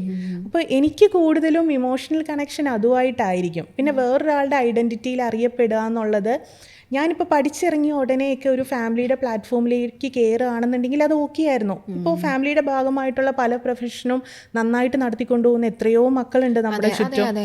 നന്നായിട്ട് റീബിൽഡ് ചെയ്തെടുക്കുന്നവരുണ്ട്. അത് അപ്രിഷ്യേറ്റ് ചെയ്യേണ്ട കാര്യം തന്നെയാണ്. പക്ഷേ എനിക്ക് എത്രത്തോളം ചെറുതാണെങ്കിലും വലുതാണെന്നുണ്ടെങ്കിലും എനിക്ക് എൻ്റെ ബ്രാൻഡ് വലുതാണ്. അതാണ് എനിക്ക് ഒരുപാട് എടുത്ത് നട്ടെല്ല് നിവർത്തി നിൽക്കാനുള്ളൊരു ഗ്രിപ്പ് തന്നിരിക്കുന്നത് ആ ബ്രാൻഡാണ്. ഒരുപാട് പേരെന്നെ അംഗീകരിക്കാൻ കാരണമായത് അതാണ്. ആദ്യം നമ്മൾ ആ തുടങ്ങിയ 2 ഇയർ നമ്മളതിൽ ഡയറക്ടർ എന്നൊരു ഭാഗം നമ്മൾ ഹാൻഡിൽ ചെയ്തിരുന്നു. അതിൽ നിന്ന് കംപ്ലീറ്റ് റെസിഗ്നേഷൻ കൊടുത്തു തന്നെയാണ് നമ്മൾ നമ്മുടെ ഉത്തരവാദിത്തങ്ങൾ കഴിഞ്ഞപ്പോൾ മാറിയിരിക്കുന്നത്. കാരണം അമ്മയും കൂടി റിട്ടയർഡ് ആയി കഴിഞ്ഞപ്പോൾ അമ്മയും അത് നന്നായിട്ട് ഹാൻഡിൽ ചെയ്യുന്ന ഒരാളാണ്. അച്ഛനും ഉണ്ട്. ആദ്യമൊക്കെ അച്ഛൻ തിരക്കായിരുന്നു. അപ്പോൾ അവർ നന്നായിട്ട് അത് ഹാൻഡിൽ ചെയ്യുന്ന ആൾക്കാരാണ്. അപ്പം ഞാൻ കംപ്ലീറ്റ് ആയിട്ട് എൻ്റെ ബ്രാൻഡിൽ ശ്രദ്ധിച്ചില്ല എന്നുണ്ടെങ്കിൽ എനിക്കൊരു ഐഡന്റിറ്റി ഉണ്ടാവില്ല. പിന്നെ അഖിലയുടെ എക്സ്പീരിയൻസുകളും അഖില കടന്നു പോയിട്ടുള്ള ഫേസുകളുമാണ് അഖില ഇന്ന് ഈ തീരുമാനം എടുക്കാനായിട്ട് ധൈര്യം കൊണ്ടുവരുന്നതും വാശി മനസ്സിൽ വരുന്നതും ഒക്കെ. നമുക്ക് തുടക്കത്തിലാണ് എല്ലാത്തിനും നമുക്കൊരു ഗ്രിപ്പിൻ്റെ ആവശ്യം. ആരെങ്കിലുമൊക്കെ നമ്മുടെ കൂടെ ഉണ്ടായിരുന്നെങ്കിൽ എന്നൊക്കെ നമുക്ക് തോന്നുന്നത് നമ്മുടെ തുടക്ക ടൈമിലാണ്. ഇത് നമ്മൾ തനിയെ ഒരുപാട് യാത്ര ചെയ്ത് നമ്മൾ ബ്രാൻഡിങ്ങിന് വേണ്ടി ഉള്ള കാര്യങ്ങളൊക്കെ ചെയ്ത് നമ്മളൊരു പ്രൊഫൈലൊക്കെ നന്നായിട്ട് ക്രിയേറ്റ് ചെയ്ത് കൊണ്ടുപോയി കഴിഞ്ഞ് മറ്റൊരാളുടെ ഭാഗമായി നമ്മൾ ചെന്ന് മാറുക എന്ന് പറയുമ്പോൾ അത് ഭയങ്കര മണ്ടത്തരാണെന്നേ ഞാൻ പറയുള്ളൂ. എനിക്ക് തുടക്കത്തിലായിരുന്നു പല പിൻബലങ്ങളും ആവശ്യം. അന്ന് എനിക്ക് തരാത്ത കൈകളൊന്നും എനിക്കിനി വേണ്ട. അതെ, അല്ല, നമ്മൾ കഷ്ടപ്പെട്ടൊരു കാര്യം ചെയ്തിട്ട് അത് അംഗീകരിക്കാതെ വരുമ്പോൾ നമുക്ക് ബുദ്ധിമുട്ടാണ്. കാരണം നമ്മൾ അത്രയും കഷ്ടപ്പെട്ടിട്ടുണ്ടാവും. എനിക്ക് ഇഷ്ടമാണ് വാലിഡേഷനൊക്കെ. എനിക്ക് ഇഷ്ടമുള്ള ഒരാളാണ്. സഹജമായിട്ടുള്ള കാര്യം. എല്ലാവർക്കും വാലിഡേഷൻ എന്നാരും അംഗീകരിക്കണമെന്ന് എനിക്കില്ല. എനിക്ക് ഞാൻ മതി എന്നൊക്കെ നമ്മൾ പറയുമെങ്കിലും നമ്മുടെ ഉള്ളിൻ്റെ ഉള്ളിൽ തോന്നും അവരത് നല്ലതാണെന്ന് പറഞ്ഞിരുന്നെങ്കിൽ. പിന്നെ അങ്ങനെ നല്ലതാണെന്ന് പറയുന്ന മനുഷ്യരെ മാത്രമേ എൻ്റെ കൂടെ ഞാൻ നിർത്തിയിട്ടുള്ളൂ. എൻ്റെ തൊഴിലിലാണെന്നുണ്ടെങ്കിലും എൻ്റെ ലൈഫിലാണെന്നുണ്ടെങ്കിലും എന്നെ വാലിഡേറ്റ് ചെയ്യുന്ന മനുഷ്യർ മതി എൻ്റെ കൂടെ എന്നുള്ളൊരു തീരുമാനത്തിൽ. നമ്മുടെ എക്സിസ്റ്റൻസിനെ മറ്റു മനുഷ്യർ വാലിഡേറ്റ് ചെയ്തില്ലെങ്കിൽ നമ്മൾ എക്സിസ്റ്റ് ചെയ്യുന്നതിൽ വലിയ ഇതുള്ളതായിട്ട് എനിക്ക് തോന്നുന്നില്ല. കാരണം നമ്മൾ അങ്ങനെ മനുഷ്യരെന്ന് പറഞ്ഞു കഴിഞ്ഞാൽ അങ്ങനല്ലേ, ഒരു എന്താ സഹജീവികളെന്നല്ലേ പറയുന്നത്. പിന്നെ അത് അങ്ങനെയാണ്. ഹെൽത്തി ക്രിറ്റിസിസവും വേണം. ഇന്ന് നമ്മൾ ചെയ്യുന്ന എല്ലാം നല്ലതാന്ന് പറയുന്നവർ മാത്രമല്ല, നമ്മൾ തെറ്റ് കണ്ടാൽ തിരുത്തുന്നവരും വേണം. പക്ഷേ വാലിഡേറ്റ് ചെയ്യുന്നതാണ്, അതായത് ഒന്നും കണ്ടില്ല എന്ന് നടിക്കുന്നതിലും നല്ലതാണ് അല്ലേ. ഇനി കഴിഞ്ഞ പ്രാവശ്യം ഞാൻ ചോദിച്ചിരുന്നു ജീവിതത്തിൽ ഏറ്റവും ഇൻഫ്ലുവൻസ് ഉണ്ടാക്കിയ ഒരു ഇൻസിഡൻറ്റ് എന്താണെന്ന്. പക്ഷെ ഇന്ന് ഞാൻ വ്യത്യസ്തമായിട്ട് ചോദിക്കട്ടെ. ഭയങ്കര ഫ്രഷ് ചോദ്യമാണ്. ഇനി ബിസിനസ്സിലേക്ക്, ഞാൻ ഇവൻറ്റ് മാനേജ്മെൻ്റ് എന്ന് പറയുന്നില്ല, പക്ഷെ ബിസിനസ്സിലേക്ക്, കാരണം 10 വർഷം മുന്നേ ആരുടെയും സഹായമില്ലാതെ എന്താ പറയുക ഒരു ബിസിനസ് തുടങ്ങുക, അല്ലെങ്കിൽ എല്ലാവരും എതിർത്ത് നിൽക്കുമ്പോഴും ഡിവോഴ്സിന് മുന്നോട്ടേക്ക് പോവുക എന്നൊക്കെ പറയുന്നത് ചെറിയ കാര്യമേ അല്ല. എൻ്റെ ഏറ്റവും വലിയ എന്താ പറയുക റോൾ മോഡലായിട്ട് ഞാൻ കാണുന്നൊരു സ്ത്രീ സുധാമൂർത്തിയാണ്, ഇൻഫോസിസിൻ്റെ ഫൗണ്ടർ. എന്തുകൊണ്ടാണെന്ന് വെച്ച് കഴിഞ്ഞാൽ ആരും ഫെമിനിസം എന്താണെന്ന് പഠിപ്പിച്ചു കൊടുക്കുന്നതിന് മുന്നേ ഫെമിനിസം എന്താണ്, അല്ലെങ്കിൽ ഈക്വാലിറ്റി എന്താണ്, അല്ലെങ്കിൽ റിസ്ക് എടുക്കുന്നത് എങ്ങനെയാണെന്ന് കാണിച്ചു തന്നൊരു സ്ത്രീയാണ്. അപ്പം അങ്ങനെയുള്ള സ്ത്രീകളെ കാണുമ്പോൾ എനിക്ക് ഭയങ്കര റെസ്പെക്റ്റാണ്. അപ്പം അഖില അതിലൊരാളാണ്. എന്ന് വെച്ച് കഴിഞ്ഞാൽ 10 വർഷം മുന്നേ ചിലപ്പോൾ ഞാൻ പോലും ചിലപ്പോൾ ഞാൻ പോലും എൻ്റെ ഒരു ചിന്താഗതി, അന്ന് എനിക്ക് എത്ര വയസ്സാണ്, 18 വയസ്സ്. ചിലപ്പോൾ 18 വയസ്സിൽ ഒരാൾ ഡിവോഴ്സ് ആയിന്ന് കേട്ടാൽ ചിലപ്പോൾ ഞാൻ വരെ നെറ്റി ചുളുക്കീനാണോ എന്ന്. പക്ഷെ ഇപ്പം കാലം മാറി, അതുകൊണ്ട് എനിക്കും ഇങ്ങനെ നെളിഞ്ഞിരുന്ന് പറയാം. പക്ഷേ അന്നത്തെ കാലത്ത് അങ്ങനെയുള്ളൊരു തീരുമാനവും, അതേപോലെ തന്നെ എൻ്റെ വീട്ടിൽ സ്വത്തുണ്ട്, കാര്യങ്ങളുണ്ട്, അതൊന്നും എനിക്ക് വേണ്ട, എനിക്ക് എൻ്റെ ഐഡൻറ്റിറ്റി വേണം എന്ന് പറഞ്ഞൊരു ബിസിനസ് തുടങ്ങുക എന്ന് പറയുന്നത് ഭയങ്കര ഭയങ്കര നല്ലൊരു കാര്യമാണ്. I really appreciate it. And ആ ഒരു തീരുമാനം എടുത്തതിൽ you should be thankful to yourself. And എന്താ പറയുക, അതും ഞാൻ ഒരുപാട് അപ്രിഷിയേറ്റ് ചെയ്യുന്നു. അപ്പോൾ ഇനി ഉള്ള ഒരു എന്താ പറയുക ബിസിനസ്സിലേക്ക് ഇറങ്ങുന്ന, അല്ലെങ്കിൽ ഇങ്ങനെ ഒരു ജീവിതത്തിൻ്റെ ക്രൂഷ്യൽ പോയിന്റിൽ നിൽക്കുന്ന സ്ത്രീകളോട്, അല്ലെങ്കിൽ ഒരു മനുഷ്യനോട് എന്താണ് പറയാനുള്ളത്? ഒന്നും എളുപ്പമല്ല. നമ്മളൊരു കംഫർട്ടിൽ നിന്ന് പുറത്തേക്ക് വരുമ്പോൾ അതിൻ്റേതായ ഒരുപാട് കാര്യങ്ങൾ നമ്മൾ അഭിമുഖീകരിക്കേണ്ടി വരും. പക്ഷേ ഇതൊക്കെ മുന്നോട്ട് പോയി കുറച്ച് വർഷം കഴിയുമ്പോൾ നമുക്ക് അറിയാൻ പറ്റും ഇതിൻ്റെയൊക്കെ വാല്യൂ എന്താണെന്നുള്ളത്. പിന്നെ നമ്മുടെ ചുറ്റും നിൽക്കുന്ന മനുഷ്യരെല്ലാ കാലത്തും ഇപ്പോഴും നമ്മളെ ജഡ്ജ് ചെയ്യുന്ന ഒരു നാട്ടിലാണ് നമ്മൾ ജീവിക്കുന്നത്. അപ്പോൾ അതിൻ്റെ ഇടയ്ക്ക് നിന്ന് ഫൈറ്റ് ചെയ്യാന്ന് പറയുന്നത് നമ്മളെ കൊണ്ട് പറ്റാത്തൊരു കാര്യമാണെന്നൊന്നും വിചാരിക്കേണ്ട. ഇപ്പം നമ്മളൊരു ബന്ധത്തിൽ നിന്ന് പോരുമ്പോഴാണെങ്കിൽ പോലും അവരുടെ അഹങ്കാരം കൊണ്ട് എന്ന് പറയുമ്പോൾ അത് അഹങ്കാരമല്ല, അത് ഇന്നതായിരുന്നു എന്നുള്ള നമ്മുടെ ഭാഗം കേൾക്കാനായിട്ട് ആരും നിൽക്കില്ല. അപ്പോൾ ഇതൊക്കെ നമ്മളെ കേൾക്കുന്ന ഒരു പാകത്തിലേക്ക് നമ്മളെ വളർത്തിക്കൊണ്ടുവരിക എന്നുള്ളതാണ്. ഇപ്പം ഇങ്ങനത്തെ പല പ്ലാറ്റ്ഫോമുകളും ഞാൻ എൻ്റെ ഒരു 10 വർഷം മുന്നേ ഞാൻ ഒരുപാട് ആഗ്രഹിച്ചിട്ടുണ്ട്. പ്ലാറ്റ്ഫോം എന്നല്ല, ഞാൻ പറയുന്നത് ആരെങ്കിലുമൊക്കെ ഒന്ന് കേട്ടിരുന്നെങ്കിൽ എന്ന് ആഗ്രഹിച്ച ഒരു ടൈം ഉണ്ടായിരുന്നു. പക്ഷെ അന്ന് അതിന് ആരും ഉണ്ടായിരുന്നില്ല. അപ്പം ഞാൻ എന്നെ അതിലേക്ക് ഞാൻ വളർത്തിയെടുത്തു. ഒരു പ്ലാറ്റ്ഫോമിൽ ഇരുന്ന് എന്നോട് ചോദ്യങ്ങൾ ചോദിക്കാനും, അന്ന് ഞാൻ ഒരാൾ കേട്ടിരുന്നെങ്കിലെന്ന് വിചാരിച്ചെടുത്ത് ഇന്ന് ഒരുപാട് പേര് കേൾക്കാൻ ഞാൻ ഒരിടത്ത് വന്നിരുന്നാൽ മതി എന്ന പാകത്തിലേക്ക് ഞാൻ എന്നെ എത്തിക്കുക ചെയ്തത്. അപ്പം നമ്മൾ ചില കാര്യങ്ങൾ വരുമ്പോൾ മരിച്ചു കളയാം, ഇല്ലാതായി കളയാം, അല്ലെങ്കിൽ നാട് വിട്ട് കളയാം എന്നൊന്നും വിചാരിക്കാതെ അതിനുള്ളിൽ നിന്ന് ഫൈറ്റ് ചെയ്യാം. നമ്മുടെ അത് റിയൽ ഫൈറ്റ് ആണെന്നുണ്ടെങ്കിൽ നമ്മുടെ കൂടെ നിൽക്കാൻ ഒരുപാട് മനുഷ്യർ നമുക്ക് കാണും. അത് ഉറപ്പാണ്. അത് നിൽക്കാനായിട്ട് അതെ, അന്നാണ് നമ്മൾ ഇതിനൊക്കെ റിവെഞ്ച് ചെയ്യേണ്ടതും കാര്യങ്ങളും എല്ലാം. പക്ഷെ ആ ഒരു ലെവലിലോട്ട് എത്തുമ്പോൾ നമ്മൾ റിവെഞ്ച് ചെയ്യില്ല. ഇപ്പം എന്നോട് ചോദിക്കാറുണ്ട്, ചില പ്ലാറ്റ്ഫോമിലൊക്കെ പോയിരുന്ന് ഭയങ്കര പോളിഷ്ഡ് ആയിട്ടാണല്ലോ പലരെയും കുറിച്ച് പറയുന്നതെന്ന്. കാരണം ഒന്നാമത് ഞാൻ നിൽക്കുന്ന തൊഴിൽ, എനിക്ക് മന്ത്ലി ശമ്പളമല്ല വരുന്നത്. ഞാൻ വിചാരിച്ച് ഒരു ക്ലയൻറ്റും കൂടി വിചാരിച്ചാൽ മാത്രമേ നമ്മുടെ കമ്പനിയിലേക്ക് ഒരു ഇൻകം കയറുന്നുള്ളൂ. അപ്പം എനിക്ക് പോയിരുന്ന് എനിക്കിപ്പോൾ ഇമ്പോർട്ടൻ്റ് അന്ന് എന്നോട് തെറ്റ് ചെയ്തവരെയൊക്കെ മുന്നോട്ട് കൊണ്ടുവരിക എന്നുള്ളതല്ല എനിക്കിപ്പോൾ ഇമ്പോർട്ടൻറ്റ്. ഞാൻ ബിൽഡ് ചെയ്തെടുത്തൊരു കരിയറുണ്ട് എനിക്ക്, അതിനെ പ്രൊട്ടക്റ്റ് ചെയ്യുക എന്നുള്ളതാണ് എനിക്ക് ഇമ്പോർട്ടൻറ്റ്. അപ്പം ഞാൻ ചില കാര്യങ്ങൾ എല്ലാം ആരെങ്കിലുമൊക്കെ ഹാം ചെയ്യുന്ന കാര്യങ്ങൾ ഞാൻ വിളിച്ച് പറയുന്നത് എൻ്റെ ഇമ്മച്യൂരിറ്റി ആയിട്ടേ ഞാൻ കാണുള്ളൂ. പക്ഷേ എനിക്ക് ഉറപ്പുണ്ട്, ഇന്ന് എനിക്കൊരു പ്രശ്നം വന്നാൽ എന്നെ കേൾക്കാനായിട്ടും എന്നെ വിളിച്ച് കാര്യങ്ങൾ തിരക്കാനായിട്ടും ഒരുപാട് പേര് എൻ്റെ ചുറ്റും ഉണ്ട് എന്നുള്ളത്. അപ്പോൾ ആ രീതിയിലേക്ക് നമ്മളെ വളർത്തിയെടുക്കാനായിട്ട് നമ്മൾ നമ്മുടെ കംഫർട്ടുകളെല്ലാം കുറച്ച് വർഷങ്ങളിലേക്ക് നമ്മൾ ബ്രേക്ക് ചെയ്യേണ്ടി വരും. അപ്പോൾ അങ്ങനെ ബ്രേക്ക് ചെയ്യേണ്ടി വരുമ്പോൾ നമുക്ക് വിഷമിക്കുന്ന ഡേ ഉണ്ടാവും, നമ്മുടെ കയ്യിൽ പണമില്ലാത്ത ഒരുപാട് ഡേ ഉണ്ടാവും, നമുക്ക് ആഗ്രഹിക്കുന്ന ഭക്ഷണം കഴിക്കാൻ പറ്റാത്തതുണ്ടാവും, നമുക്ക് ഇഷ്ടമുള്ള റൂം ഉപയോഗിക്കാൻ പറ്റാത്ത കാര്യങ്ങളുണ്ടാവും. ഇതൊക്കെ അതിൻ്റെ ഭാഗമാണ്. പക്ഷേ മൂവ് ഓൺ, ഇതെല്ലാം കടന്നു പോവും. നമ്മൾ വിൻ ചെയ്യും. നമ്മൾ പ്യുവറാണ്, നമ്മളുടെ ഭാഗത്ത് റൈറ്റ് ഉണ്ട്, നമ്മൾ ചെയ്യുന്ന പ്രവർത്തികളിൽ നമുക്ക് കർമ്മയെ പേടിയുണ്ടെന്നുണ്ടെങ്കിൽ അന്തിമ വിജയം ഉറപ്പായിട്ടും നമ്മുടെ കൂടെ തന്നെ ആയിരിക്കും. പക്ഷെ ആ പടിയെടുത്ത് വെക്കാനുള്ള ധൈര്യം കാണിക്കണം. ആ ധൈര്യത്തിലാണ് നമ്മുടെ മുന്നോട്ടുള്ള ലൈഫ് എന്നുള്ളത് എപ്പോഴും ആലോചിക്കുക. നമ്മുടെ കഷ്ടപ്പാടിനും എന്തായാലും ഒരു ഫലം കിട്ടും. അതെ, എപ്പോഴെങ്കിലും കിട്ടും. അതെ, ടൈം എടുക്കും. പെട്ടെന്നൊന്നും ആരും വിൻ ചെയ്യില്ല. ഇപ്പം ചിലർ ഓരോന്ന് തുടങ്ങിയിട്ട് ഞാൻ കണ്ടിട്ടുണ്ട്, ഒരു 5 മന്തൊക്കെ കഴിയുമ്പോഴേ ലാഭമൊന്നുമില്ല എന്ന് പറഞ്ഞ് നിർത്തി കളയുന്നത്. ഇതൊക്കെ വർഷങ്ങളെടുത്താണ് നമ്മളിന്ന് കാണുന്ന, നമ്മളിന്ന് മോട്ടിവേറ്റഡ് ആവുന്ന പല ആൾക്കാരും ഉണ്ടായത് 10, 20, 25 വർഷങ്ങളൊക്കെ എടുത്തിട്ടാണ്. അപ്പോൾ അവരിലോട്ടൊക്കെ എത്താനായിട്ടും അവരെ പോലെയൊക്കെ ആവാനായിട്ടും കാലങ്ങളെടുക്കും. ഇത് പെട്ടെന്നൊരു ഉദയത്തിലുണ്ടായ കാര്യങ്ങളൊന്നും അല്ല. അത് നമ്മൾ ഉൾക്കൊള്ളുക, അതുവരെ കഷ്ടപ്പെട്ടുകൊണ്ടേയിരിക്കുക. നമ്മളിൽ മാത്രം ശ്രദ്ധിക്കുക. ചുറ്റും നിൽക്കുന്ന മനുഷ്യരിൽ നമുക്കറിയാമല്ലോ ആരെയൊക്കെയാണ് നമ്മൾ നമ്മുടെ കൂടെ നിർത്തേണ്ടതെന്നും ആരെയൊക്കെയാണ് മാറ്റി നിർത്തേണ്ടതെന്നും ഉള്ളത്. അപ്പം നമ്മളെ വാലിഡേറ്റ് ചെയ്യുന്ന, നമ്മളോ മുന്നോട്ട് പോകാനായിട്ടുള്ള തിരുത്തലുകൾ നമുക്ക് തരുന്ന, നമ്മൾ മുന്നോട്ട് പോകാൻ വേണ്ടിയിട്ട് നമ്മളെ വഴക്ക് പറയുന്ന കുറച്ച് മനുഷ്യരെല്ലാവർക്കും ഉണ്ടാവും. അങ്ങനെയുള്ളവരെ കറക്റ്റ് കണ്ടെത്തി നമ്മുടെ കൂടെ നിർത്തുക എന്നുള്ളതാണ് ഇമ്പോർട്ടൻറ്റ്. അപ്പോൾ താങ്ക് യു സോ മച്ച്. ഇനിയും സൊസൈറ്റി നോംസിനെയൊക്കെ ബ്രേക്ക് ചെയ്യുക, മുന്നോട്ട് വരിക. ഇനിയും അടുത്തൊരു വട്ടം നമ്മൾ പോഡ്കാസ്റ്റ് ചെയ്യുമ്പം ഇതിലും കിടു എന്താ പറയുക, ഒന്നും കൂടി വളർന്ന് പന്തലിച്ചിട്ട് വരാം. അതെ, എനിക്ക് തോന്നുന്നു കഴിഞ്ഞ പ്രാവശ്യം പോഡ്കാസ്റ്റ് ചെയ്ത സമയത്ത് ആദ്യമായിട്ട് ഫ്ലൈറ്റിൽ പോയ ഒരു ടൈം ആയിരുന്നു. അത് കഴിഞ്ഞ് എനിക്ക് 2 ട്രിപ്പും കൂടി ഇന്റർനാഷണൽ പോകാൻ പറ്റി. എനിക്ക് വയ്യ. അപ്പം അങ്ങനെ എല്ലാം ആഡ് ഓൺ ആയി വരട്ടെ. അതെ, ഇനിയും വളരാൻ പറ്റും അല്ലേ? നമ്മൾ എന്നും പഠിച്ചുകൊണ്ടിരിക്കുകയാണ്, എന്നും വളർന്നുകൊണ്ടിരിക്കുകയാണ്. ഇനി ഒരുപാട് ദൂരം പോകാനുണ്ട്. അതെ, അപ്പം ആ ദൂരങ്ങളൊക്കെ നന്നായിട്ട് സഞ്ചരിക്കട്ടെ. Thank you so much. Thank U.